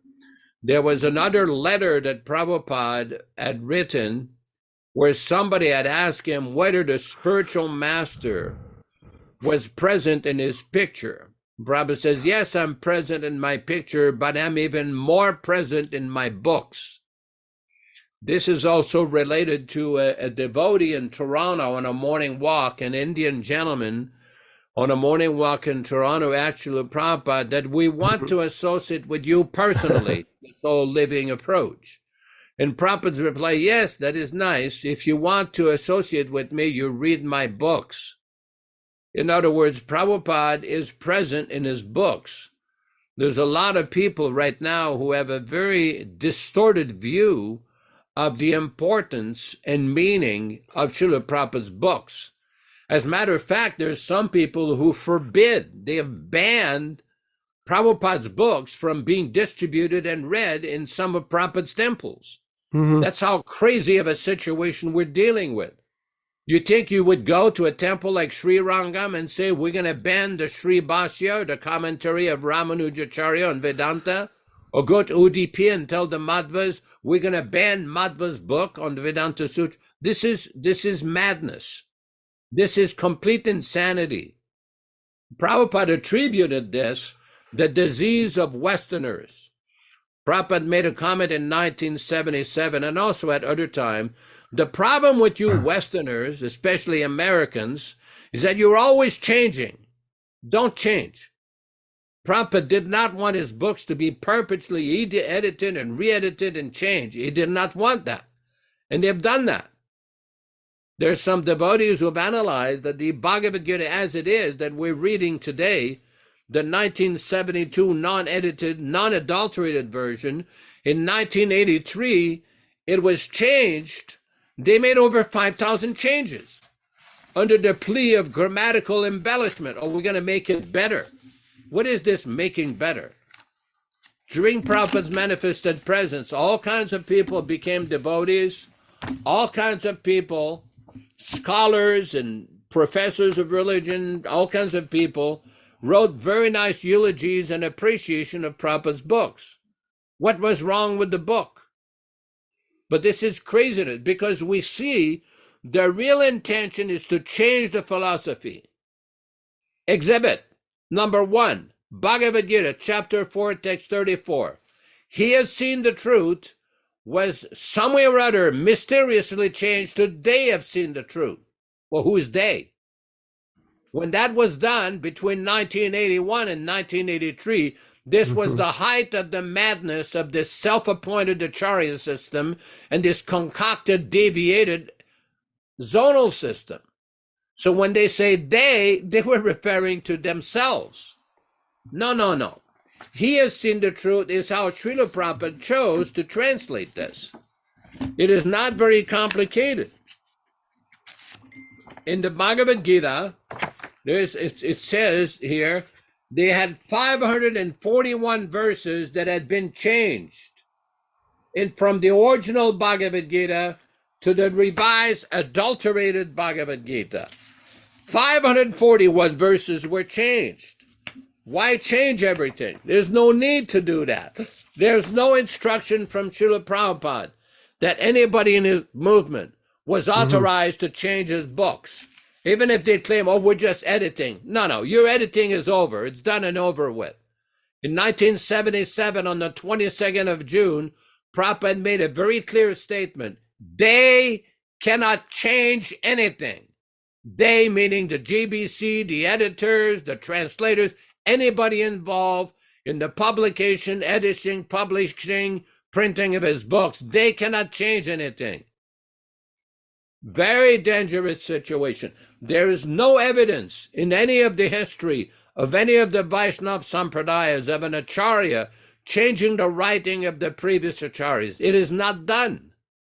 They don't do that. In our movement, they don't have that respect. They don't. This is the verse we're talking about. Just try to learn the truth by approaching a spiritual master. Inquire from him submissively and render service unto him.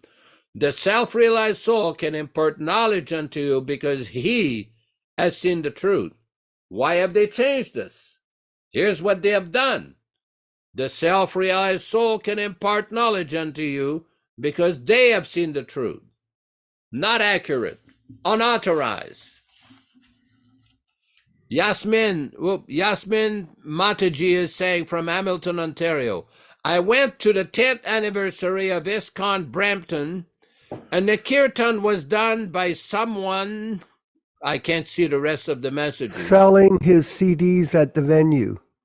He Yes. said Gaura Bhaktivinoda referred to all of you devotees. At that time, I was new to Krishna consciousness, and still I was taken back.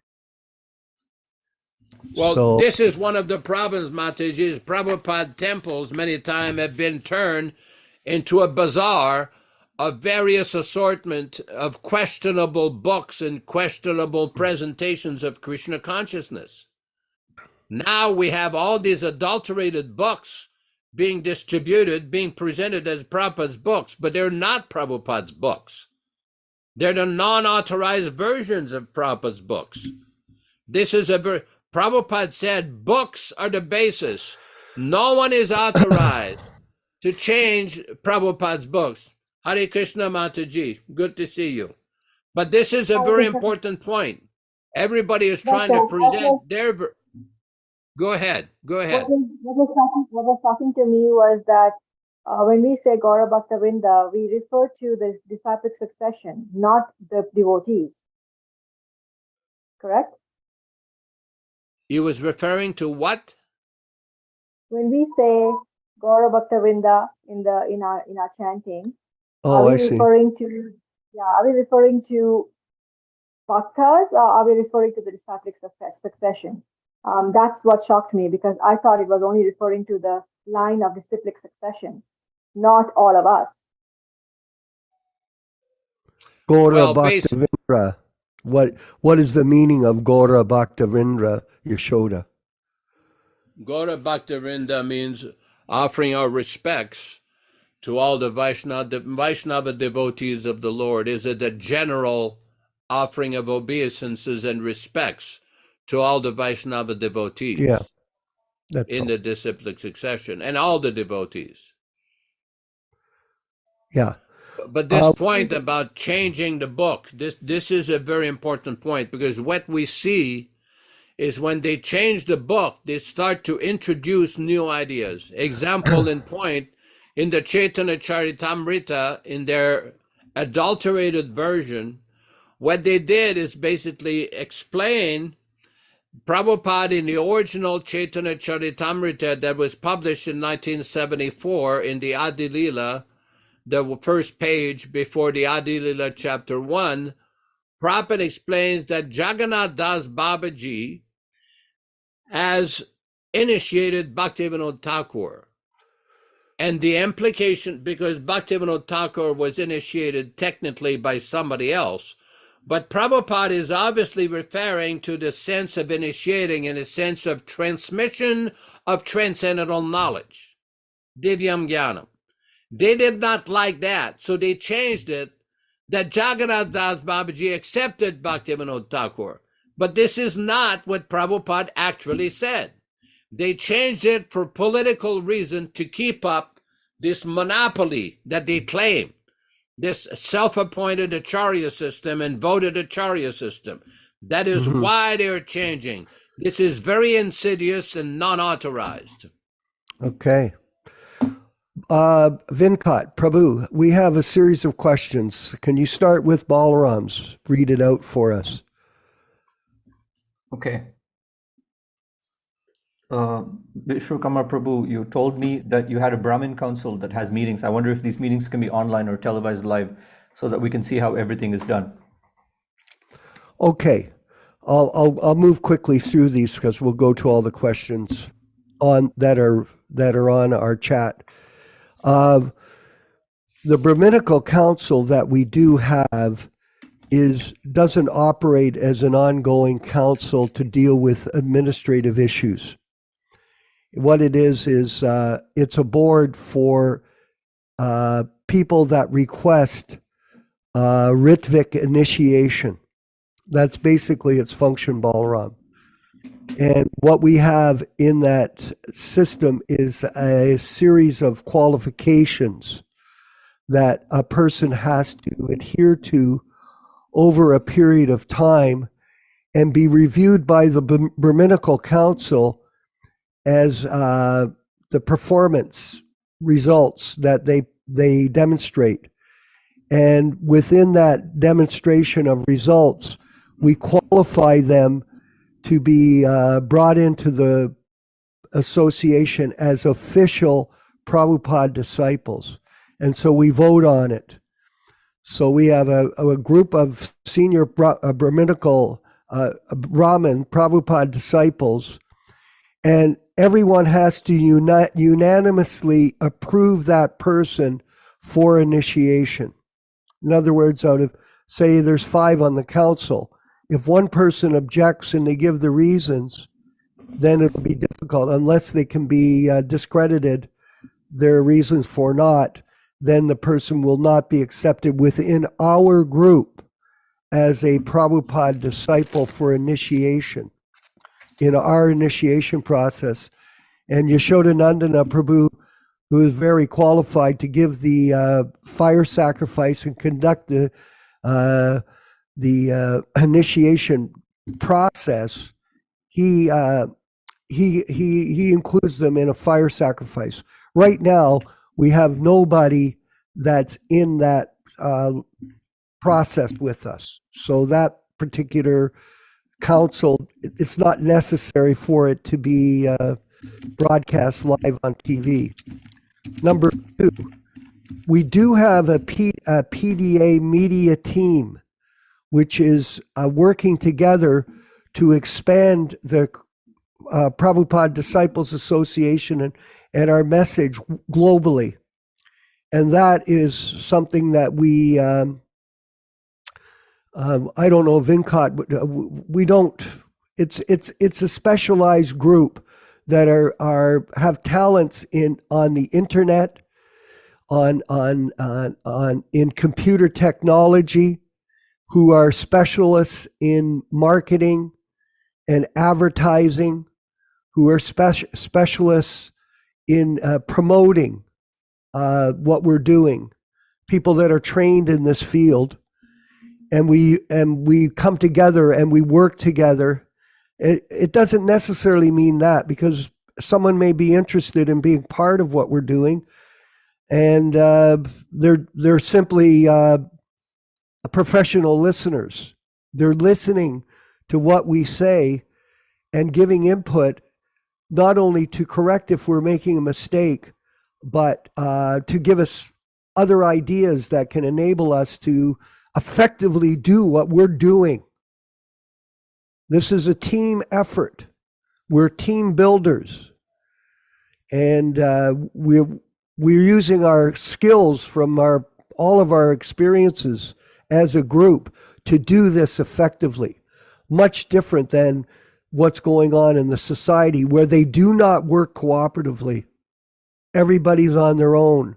They're in their own little worlds, or so-called big worlds, they may think, of what they do. But the purpose of our group is to represent the quote that Prabhupada gave: if you can work together cooperatively, this is very important, not as criticizers of each other, but working together in terms of developing our mission, then this will demonstrate your love for me.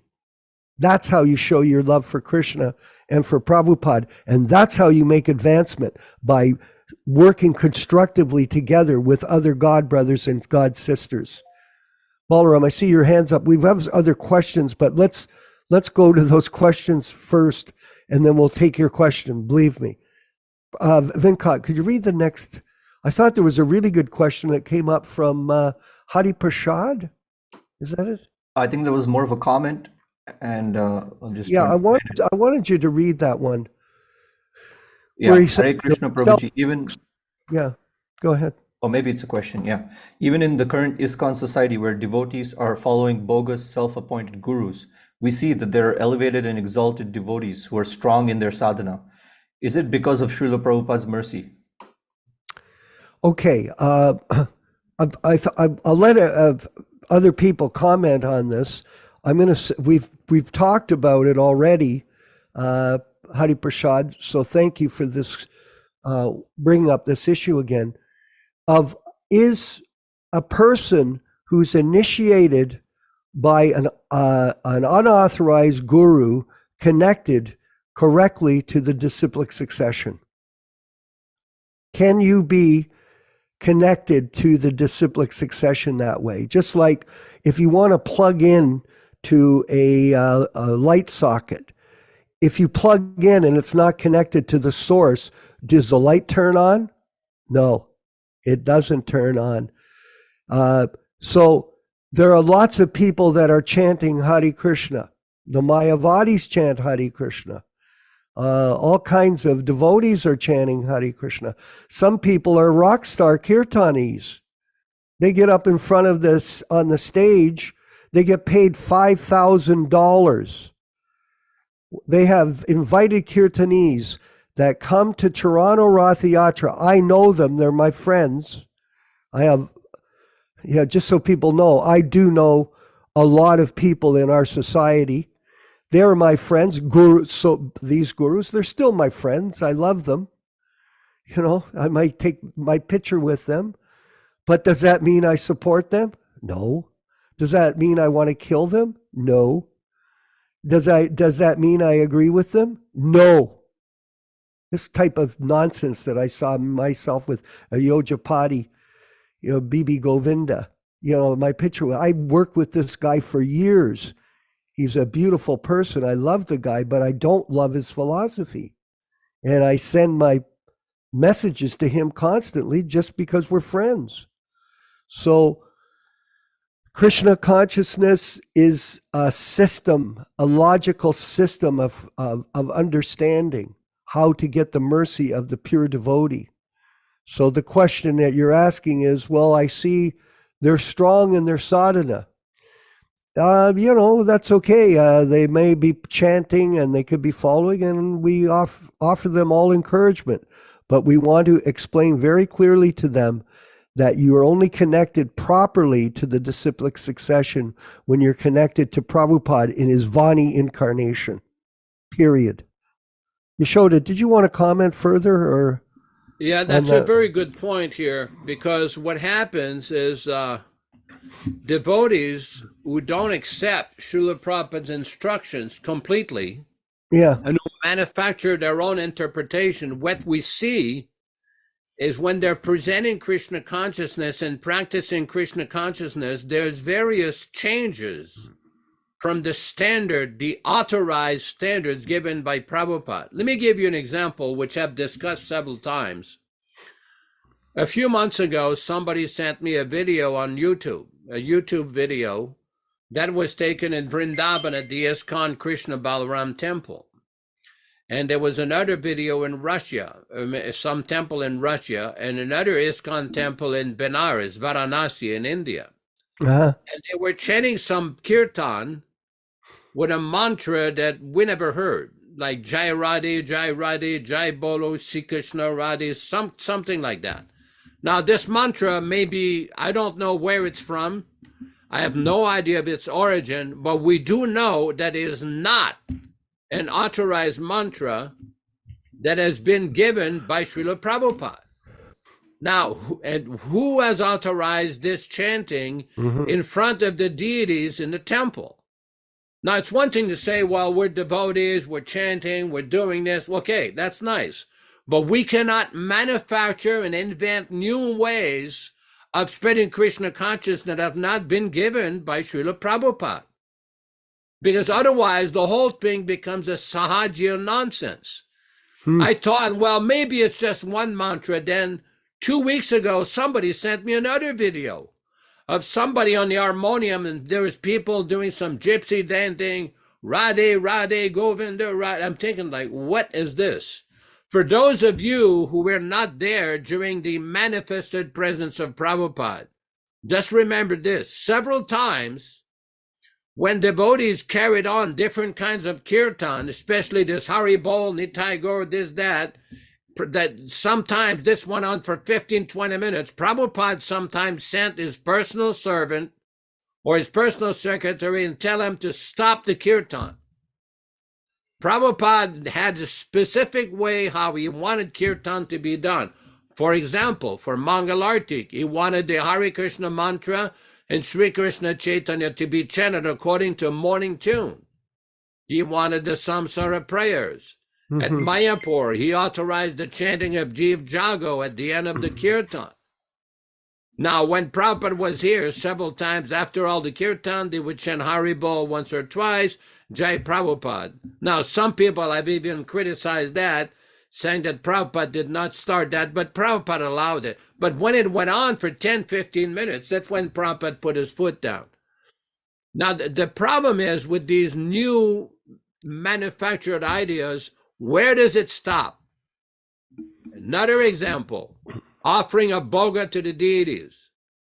Are they really eating prasadam? How do you get prasadam? You buy food stuff in the market, or you grow food, you prepare it with love and devotion, you put it on a plate and you offer it on the altar. How did Prabhupada teach us to offer the food, the bhoga? What did he teach us? What is the proper method for offering bhoga to the deities? What is the standard? There are specific instructions and that Prabhupada introduced in his society for how he wanted the bhoga to be offered, which mantras are supposed to be given, which mantras are supposed to be chanted. Everybody knows it should be offered with love and devotion, but it should be offered specifically in a specific way. Nowadays, they've changed all that. According to whom? On a basis of what? They say, oh, we went to the Gaudiya Math, we went to this Sampradaya, that Sampradaya. Well, that's nice and good. That's very nice. But Prabhupada, there's no record of Prabhupada ever changing the method of offering bhoga to the deities in his movement. There's the changing of the books, the changing of the kirtan, introducing new concocted mantras, changing so many things. And all of this stems from this bogus idea that Prabhupada appointed 11 successors and 11 Diksha Gurus. This is the root cause of all of this concoction, this living guru concoction. This is the root cause of the problem. Yes, Balaram Prabhu, please go ahead. You have a question, comment? Yeah, Hare Krishna. Hare Krishna, Actually, that's very good. This is exactly the kind of debate I want to have with devotees, where we can all discuss things in good time in a kind of Istagosti thing, because there are things being said that I absolutely don't agree with. And, Thing being said by whom? You're talking said in here? Yeah, right now. Okay, what is it that you don't agree with? No, he's talking about people. What I want to say, ears for in example, public. yeah, I can give an example right now. But what I would love is to be able to have an open discussion with all of us and we work on it, and then come to some, let's say, full correct view of Prabhupada's teaching of that. For example, this Hare Prasad Prabhu, he made this comment or question there, and I absolutely see, and in my experience, so I would like to be proven wrong, that the fruit is there. These people, these devotees are coming into ISKCON, being trained, and then eventually being initiated, whatever. And we see the fruits. The fruits is they have very good sadhana, very good character. They're distributing Prabhupada's books, convincing other people to take Krishna consciousness. That's going. We can't ignore that fact and say they're not connected. Well, we can. Some people can, but I mean, what I see definitely is, as the devotee just said here, it's Prabhupada's mercy, because fundamentally, the main instruction and association every devotee is getting in ISKCON is Prabhupada, actually, because we're all focused more or less on Prabhupada's books. And if they take initiation, it's really something like 5% of some other nonsense that may come in. And still, the main part of it is Prabhupada's association and Prabhupada's desire that they're fulfilling, preach, make temples, worship deity, bring devotees. So that's there. I mean, definitely they are progressing. They could progress faster if these people didn't stand in their way. Like when I meet ISKCON devotees and they ask me what to do, I say this nowadays. I just say, okay, look, just do exactly what you're doing. This person did the initiation ceremony for you. It's actually on behalf of Prabhupada. Take it, you're Prabhupada's disciple. And if he's under the illusion that he's your guru, that's his problem. You just continue. So because fundamentally the connection is already done with Prabhupada's books and Prabhupada's Vani. It's a very interesting point you're making, and I appreciate the sentiment. And I'm not going to get into a debate whether somebody is actually getting some benefit or some inspiration or some advancement or whatever they're doing, because that is up to Krishna. Krishna and Lord Chaitanya are going to decide that. My objection to what is going on is the concoction and the manufacturing of bogus ideas. That is the one thing that we do not accept. We do not accept the idea of the ISKCON leadership that you can change Prabhupada's books and ban Prabhupada's books in his temples. Prabhupada's original books are banned in many temples in ISKCON. That we do not accept. Yeah, now, whether somebody is making it's not exactly like that. I mean, it is like that. Yeah, no, it is like that. Okay, just 1 minute. In many temples in ISKCON, okay, Prabhupada's original non-edited books are banned. Okay. We also have to add to that they are banned because, as far as ISKCON view, it's wrong, of course, but ISKCON's view is these books represent the Ritiks. That's what they're against. No, that's nonsense. That is a fabrication and a political cheap shot.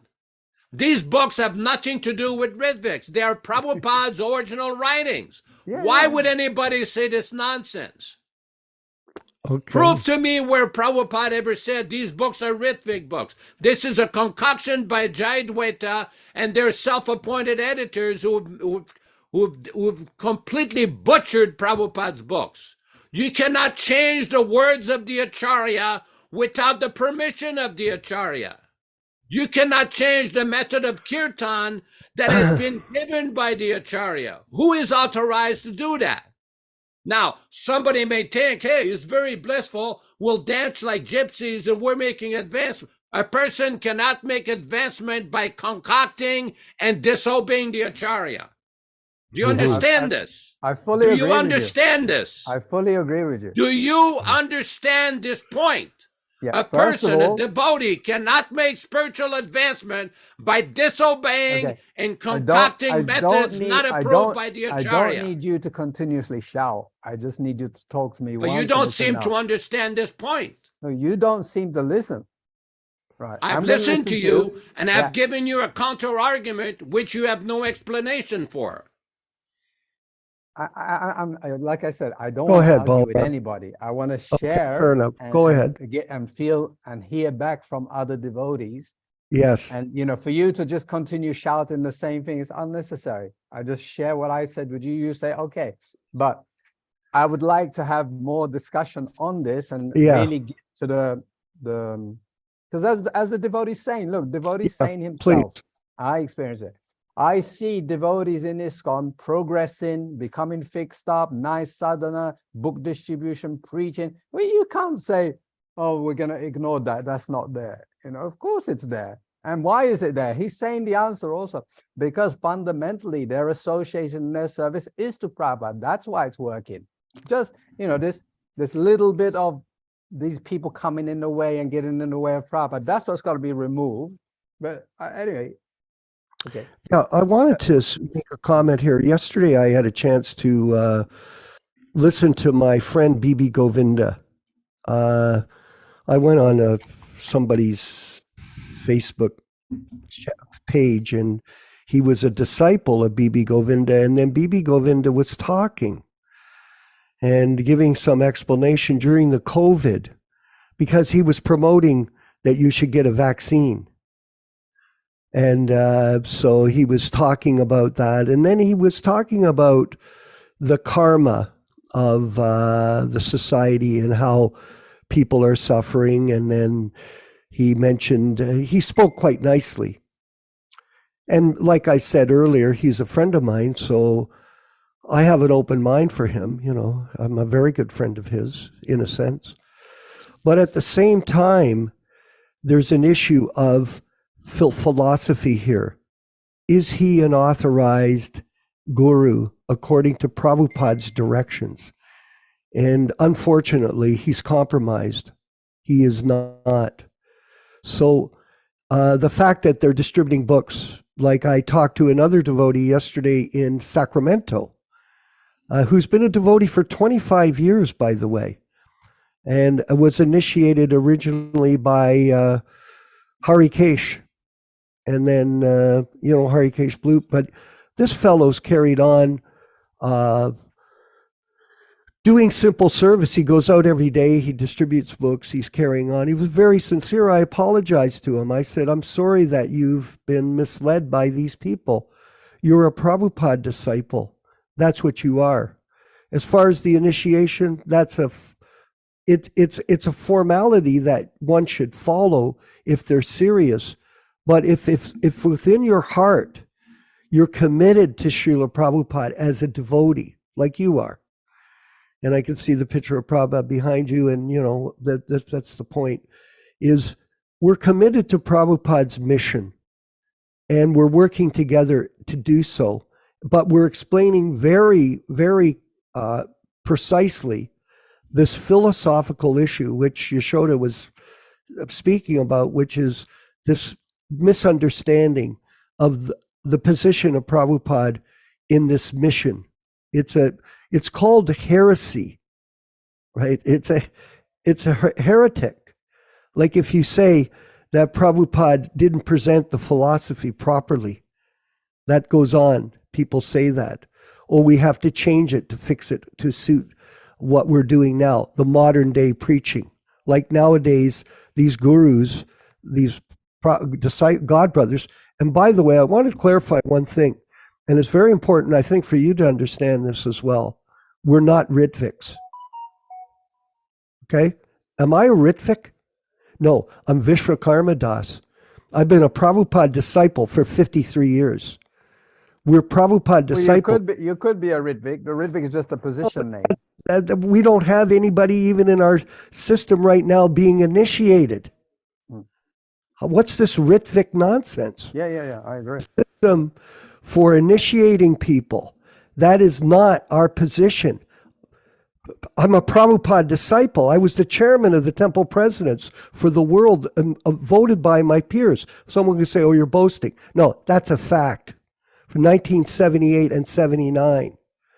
Okay, so I'm not a Ritvik. Whatever you say, Hridayananda, that I'm a Ritvik, I'm your god brother. And by this point, you should listen to what I'm telling you. You're a deviant. That's what I'm going to tell him.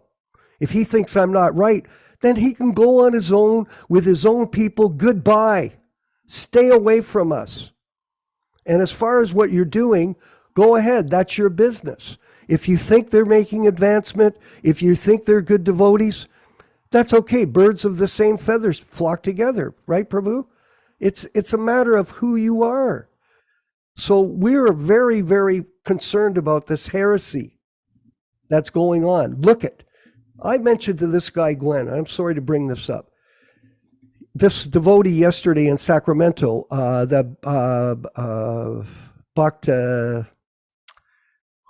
that devotee in Sacramento, Yaśodā? Who are you talking about? You know, my friend in Sacramento. I gotta see. Bhaktivedanta Singh. Bhaktivedanta Singh. I explained to this guy, Prabhu, Balaram Prabhu, who is the guru in the Christian movement? Who is the guru? He goes, the Pope. That's what this guy says to me, the Pope. I was raised as a Roman Catholic. No, Jesus Christ is the guru. Yeah, no one cometh unto the Father except by me. That's their rule. You do not go back to Godhead through the Apostle Peter or the Apostle Paul. These people that are the gurus in our movement, they're apostles. You know, we're disciples. We're not Prabhupada. There's no question of that. We don't have that position. We don't have that knowledge. In fact, we're Kali Yuga Vaishnavas from the West here. We can't even get into the Jagannath temple because we're white-skinned. Jesus is still recognized as the guru for the Christian religion. Yet in our movement, Prabhupada is not recognized as the Jagat Guru for everyone, even though they use it in a compromised manner to back up what they do. So you quote Prabhupada, oh, Prabhupada said this. I watched Jayadvaita speaking. He very rarely, I watched him with the recent death of his guru disciple, Kadamba Hari Ramo. It's Rama, by the way, not Ramo.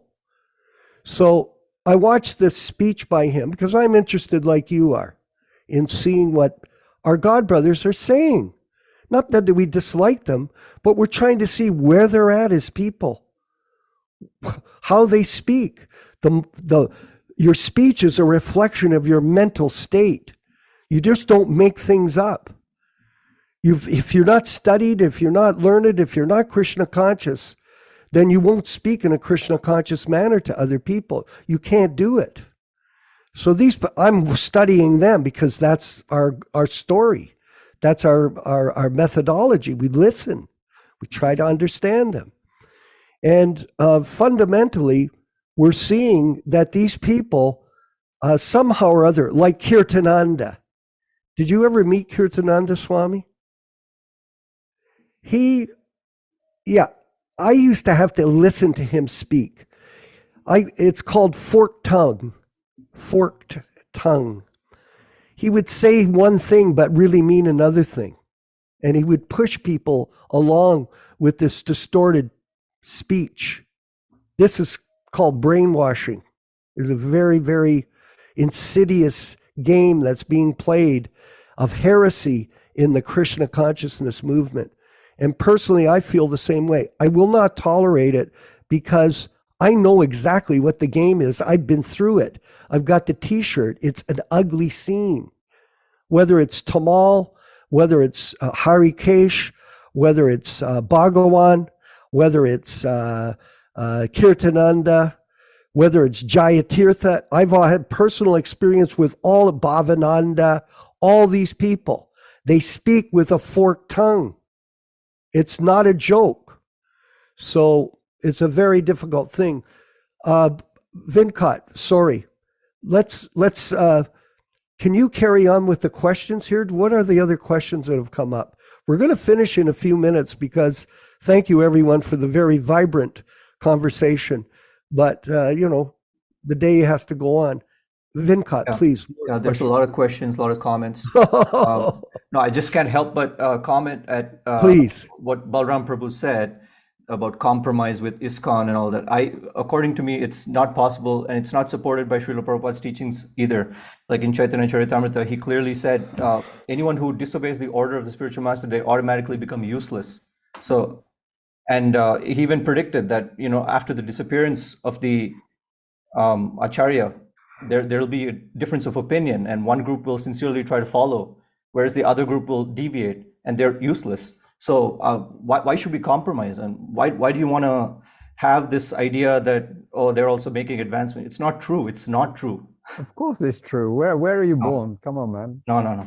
It's not supported by Srila Prabhupada himself. I can give you 100 quotes by Srila Prabhupada himself. Okay. I'll do what it. you see No as problem. Prabhupada's quote is one thing.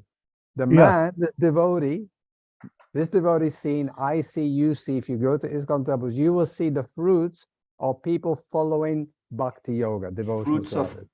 And Okay. It's that fruit, is some other fruit. predominantly Anyway, based- we that can is discuss this predominantly offline. That is probably based on Prabhupada's teachings, Prabhupada's Vani. Okay. And of Let course, me when they follow that and serve that, they're going to make progress. You can't Okay, say let they're me useless. explain something to you, Balaram, just as a point. Please. Rath Yatra festivals. Have you ever been to the Rath Yatra festivals in America or Canada? I went to the one in New York. Okay, so what they do is they have dancers at all of them. They get up and do this Kathak dancing. Did Prabhupada introduce that? No.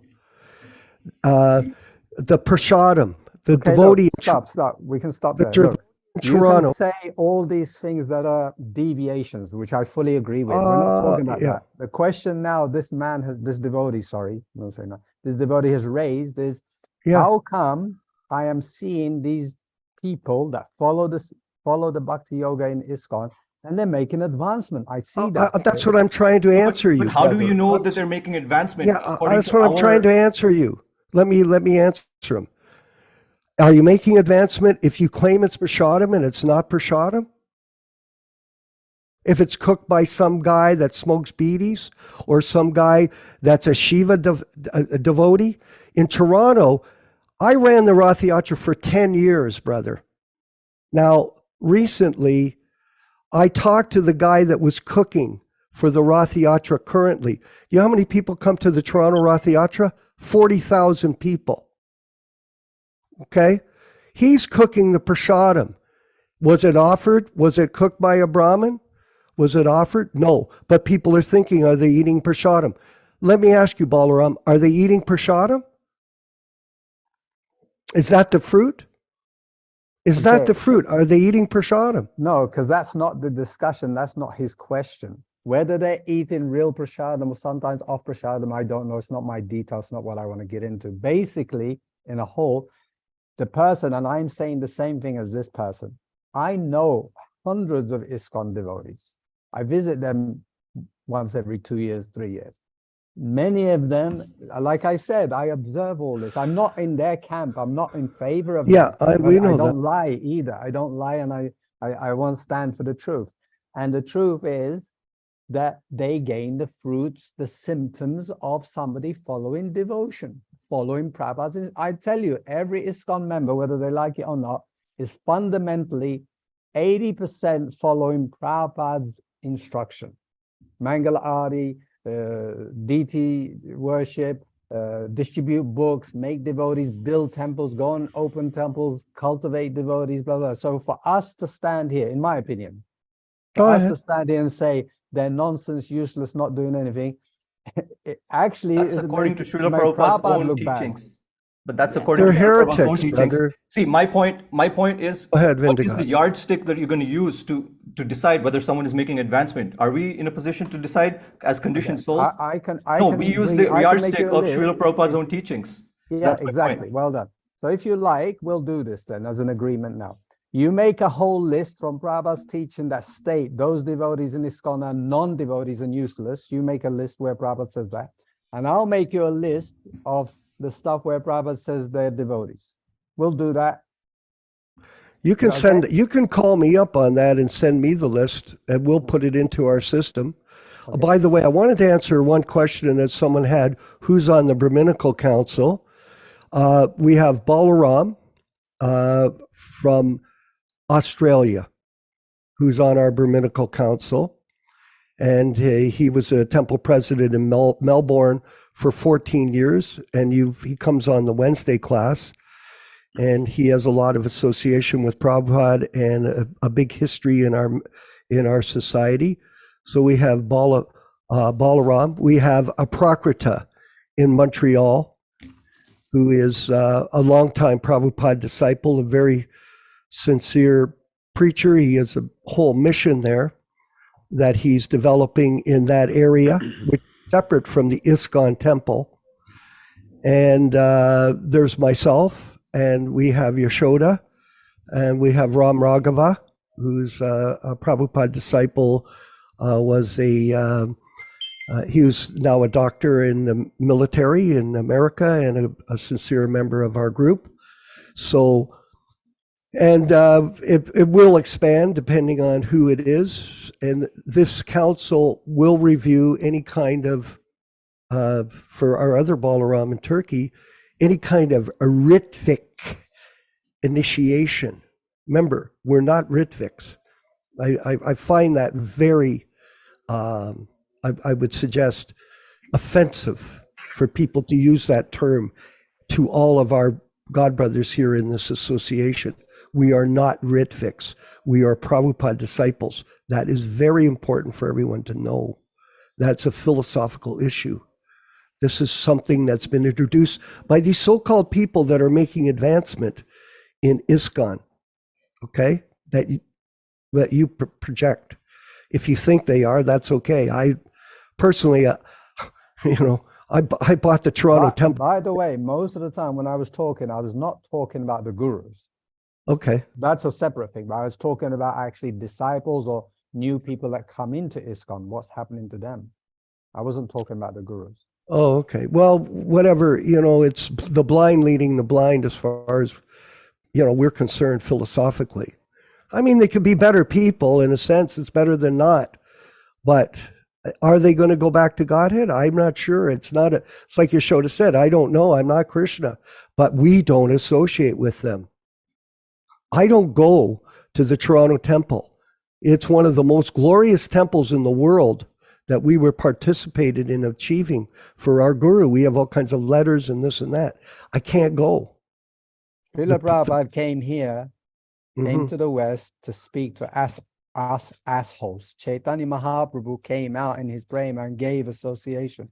So I think like I said, I love to talk about all this and get a clearer picture. But for me, the clear picture for us going forward and to hand ISKCON back to Prabhupada is to by us becoming wonderful devotees and then giving our wonderful Prabhupada-based association to ISKCON members, so they see we're not demons, we're not philosophical deviants, we're not idiots, we're very nice devotees, and they say, wow, well, they're accepting Prabhupada and they look better than us, or they look as good as us, Okay. But right now they call us demons and we call them demons. That's their disciples say that. Yeah, exactly. Okay, so these people, what do I think of a person that thinks they played bass for a year and they really don't know how to play, but they have an opinion they're very smart? Well, they aren't. They don't know. So these people think they know, but they don't know. And they don't want to listen to us. That's their choice. Don't listen to us. And what we very politely say to them is, which Prabhupada, I read that earlier. We just tell them, just go and do whatever you're going to do. And hopefully it works out for you. And if you are interested in being with us, you're more than welcome. After all, Prabhu, we've got over almost 100 classes now online that explain our position. People can come to the classes, right? Just come to the class. Find out what we have to say. Are you interested? If you start to criticize us from outside because you're looking at the philosophy that your guru taught you, then you're at fault, not us. You're a fault finder. That's it, not you. I don't mean you. I mean people that come. We got 100 classes online. Just come and find out what we're saying. Because we're telling people we're Prabhupada disciples, that we believe in his Vani incarnation, that we're wrong? Are we wrong? No, we're not. Are you doing good? I don't know. Go ahead, but I'm not going to join your kirtan. I'm not interested. Actually, not interested at all. I don't want to go. I love kirtan, brother, by the way. There was a question about kirtan. Ram Raghava, please, you got your hand up. Ram Hare Raghava. Krishna. Hare Krishna. Can you hear me? Yes, we can. We can see you too. Oh, okay. I would just like to add something along the lines of the discussion a little bit earlier. I agree with Bhaktivedanta Prabhu, just in a different way of saying the same thing. I know what Balaram Prabhu is saying, but the thing with seeing advancement, actual advancement, is advancement in Krishna consciousness is not so easy to tell by external behavior or external appearance. So somebody may look like they're supposedly making advancement, and they may be, nice, a gentle person, gentleman or gentle lady, etc. But whether they're actually advancing by Prabhupada's education or how he educated us, we have to judge by that, because it's not so easy to tell whether somebody's actually making advancement just by seeing their external behavior. So the point still stands that somebody may appear to be making advancement, but if their connection, so-called connection, is through a non-bona fide so-called guru, then is it really advancement? We don't know. So it's hard to say whether they're actually making advancement or not. That's a different point. I mean, I think that for all of us, our main focus is to take care of ourselves. It's not, are you more advanced or you're more advanced? Like, for example, I diligently chant my rounds every day. I do. That's actually my first duty. And I think that everybody in this group chants 16 rounds every day without fail. And we do follow the 4 regulated principles. We do study the books. We do devote our time as much as possible to preserving Prabhupada's legacy and avoiding the heresy, the heretics that are propagating their philosophy worldwide now. It's a very great deviation and offense against our guru. So naturally, we're going to be vocal about it, Ram Raghava. We are vocal, and we will come under a lot of criticism. There is no question of that. People will criticize us.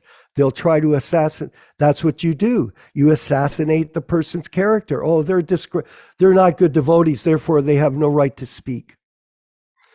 Sham Sundar in Australia, I see your hands up. And Vinkat, if there are any other points that are coming up on our chat, we're going to finish up in a few minutes because it's gone on for a while now. So, but Sham Sundar, please, your comment. Thanks, Prabhu. Hare Krishna, and thanks to all the devotees on the discussion. Thank you. Very interesting, stimulating. Just a quick point. Advancement means to hear Paramatma in the heart. Now, we've seen in the last couple of years so many devotees in ISKCON, in the cult, which is basically an upper sampradaya. It's just like Narayana Maharaj camp. They could say they're advanced as well. But the point is, it's an upper sampradaya. So advancement means to hear Paramatma in the heart. Now, if you have been recommending the jab, that devotees should be jabbed, and so many ISKCON leaders have been recommending the jab, so many ISKCON devotees, nice devotees, have been jabbed and recommended, how are you hearing the Paramatma in the heart? This is my point, that this is the acid test of how advanced you are. You should be able to discern what is truth and what is not truth. Now, if there's an experimental bioweapon that's been rolled out on the market and you're going around with no long-term safety data and you're going around recommending that, how are you hearing Paramatma in the heart? I think this is the bottom line in just about every, or how can you recommend that or how can you be okay with the books being changed? Or how can you advocate the changed guru system and be behind that and be hearing Paramatma in the heart. It's such a fallacy to think, okay, every cult, Christian cult, the Franciscans, the Muslims, the Mormons, the Jews, they're all making advancement in their separate groups and their separate religions. They can be nice people and greeting. You can have autistic people who are happily celibate, and you think, just like Ram Raghava was saying, these external symptoms don't necessarily show the real advancement of someone. Someone can be a happily celibate person and be totally autistic. So it's a very, very fine and subtle area here. But I think the main bottom line is Paramatma. If you advancement means you can hear Paramatma in the heart and you can discern the truth. And if someone is speaking bogus things and recommending bogus things, they are not hearing Paramatma, and that's checkmate. It's clear as day. That was just some more points I wanted to make. Hare Krishna. That's a good point. You know, it's like, for example, in the media today, they're propagating lies constantly. That's all it is. The government's the same, whether it was the Australian government or the Canadian government. Do a lot of people believe them? Yes, because the blind are being led by the blind leaders. So there's a lot of blind following in the ISKCON movement, but behind the scenes, there's hypocrisy going on at a high level. It's not our business to. And by the way, we're not focusing on that. You don't hear us talking about child molestation or homosexuality or thievery. That isn't the format here at our classes or discussions, is to get into these issues that go on in that society. You can research those online. You can read the letters and comments and that forever. That doesn't go on. Everybody's got an opinion. So the fact of the matter is, our main focus is to read the Shastras, to follow the process, to encourage each other to carry on with the mission of Lord Chaitanya. Like, for example, here in Hamilton, Madhuha, who does the Rath Yatra festivals for America, for all the ISKCON groups, he's a friend of mine. I'm going to keep saying it, but he is. I'm not trying to brag. I mean, he is. I've known the guy for 35 years. We started the traveling Rath Yatra program out of Toronto when I was the president, and he knows that. So he calls me up. He says, Prabhu, I've got an opening for a festival here in Hamilton. Do you want to have all my $500,000 worth of gear? Do you want to bring it to Hamilton and put on a festival for the people here in the city? I said to him, yeah, that's a good idea. So I'm contemplating doing it as a Prabhupada Disciples Association event, not with dancers, not with paid kirtan leaders, not with boga prasadam, but with real prasadam cooked by Brahmins and offered properly to Prabhupada and then to the deities. There's a system for this, not heresy. So like that, we can carry on building the movement, reviving it by this preaching programs that we're all doing in our individual areas. That's what this is about. So, you know, Krishna consciousness is alive in the Prabhupada Disciples Association without adulteration. Venkat, is there any other comments or questions that we missed? I don't want anybody to feel left out today. There's a lot of comments, but I don't know where to start. Well, let's just go briefly through them. Thank you, everybody, for staying online. And thank you, Balaram in Turkey, for bringing up a very invigorating dialogue with all of us on these issues. We don't normally go into this level of a discussion, but I mean, Istagosi does mean to discuss openly and frankly. It wasn't me, it was Hari Prasad who brought up his common question. Well, I thought I love that question. I thank him too, and I like your comments too. Thank you. It's, you know, it's this is what this is about. Go ahead, Venkat, please. Okay, I'm just trying to find. See, whatever. We'll do a last question. because it's 11:30 or 12:35, so we're already at 2 hours and 5 minutes. This is a long class. I think many of us have to take leave for various reasons. Yeah. Yeah, I'm not sure. I don't think Nothing I left? can't find really anything. It's all about the same issue. I mean, about this topic. Okay. So everybody, this is what we'll do. We'll table the program. Venkat, you'll be able to get a reference for us of the questions, and then we'll bring them up again on tomorrow's class after the Bhagavatam reading and that, and push forward with our efforts to serve our spiritual master in this sadhu sangha of the Prabhupada Disciples Association. All glories to Srila Prabhupada. Venkat, could you play the kirtan? Please channel on, everyone. Prabhupada's playing, I believe it's Prabhupada's playing the bongo because it's in time. And Prabhupada was an expert musician.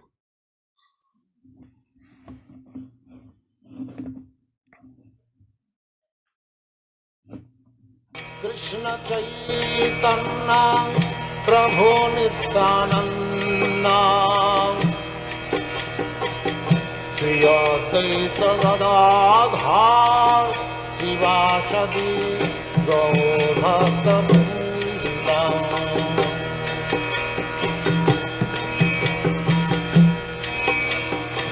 Shri Krishna Chaitanya Prabhu Nityananda Shri Advaita Gadadhar Shivasadi Gaur Bhakta Vrinda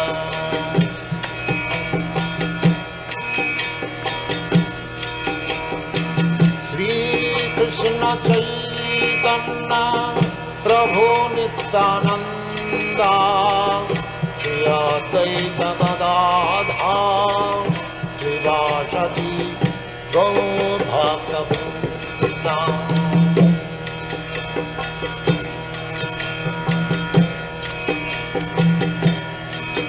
Hare Krishna, Krishna Krishna, Hare Hare, Hare Rama, Rama Rama, Hare Hare. Hare Krishna, Krishna Krishna, Hare Hare, Hare Rama, Rama Rama, Hare Hare. Hare Krishna, Krishna Krishna, Hare Hare, Hare Rama, Rama Rama, Hare Hare. Hare Krishna, Krishna Krishna, Hare Hare, Hare Rama, Rama Rama, Hare Hare.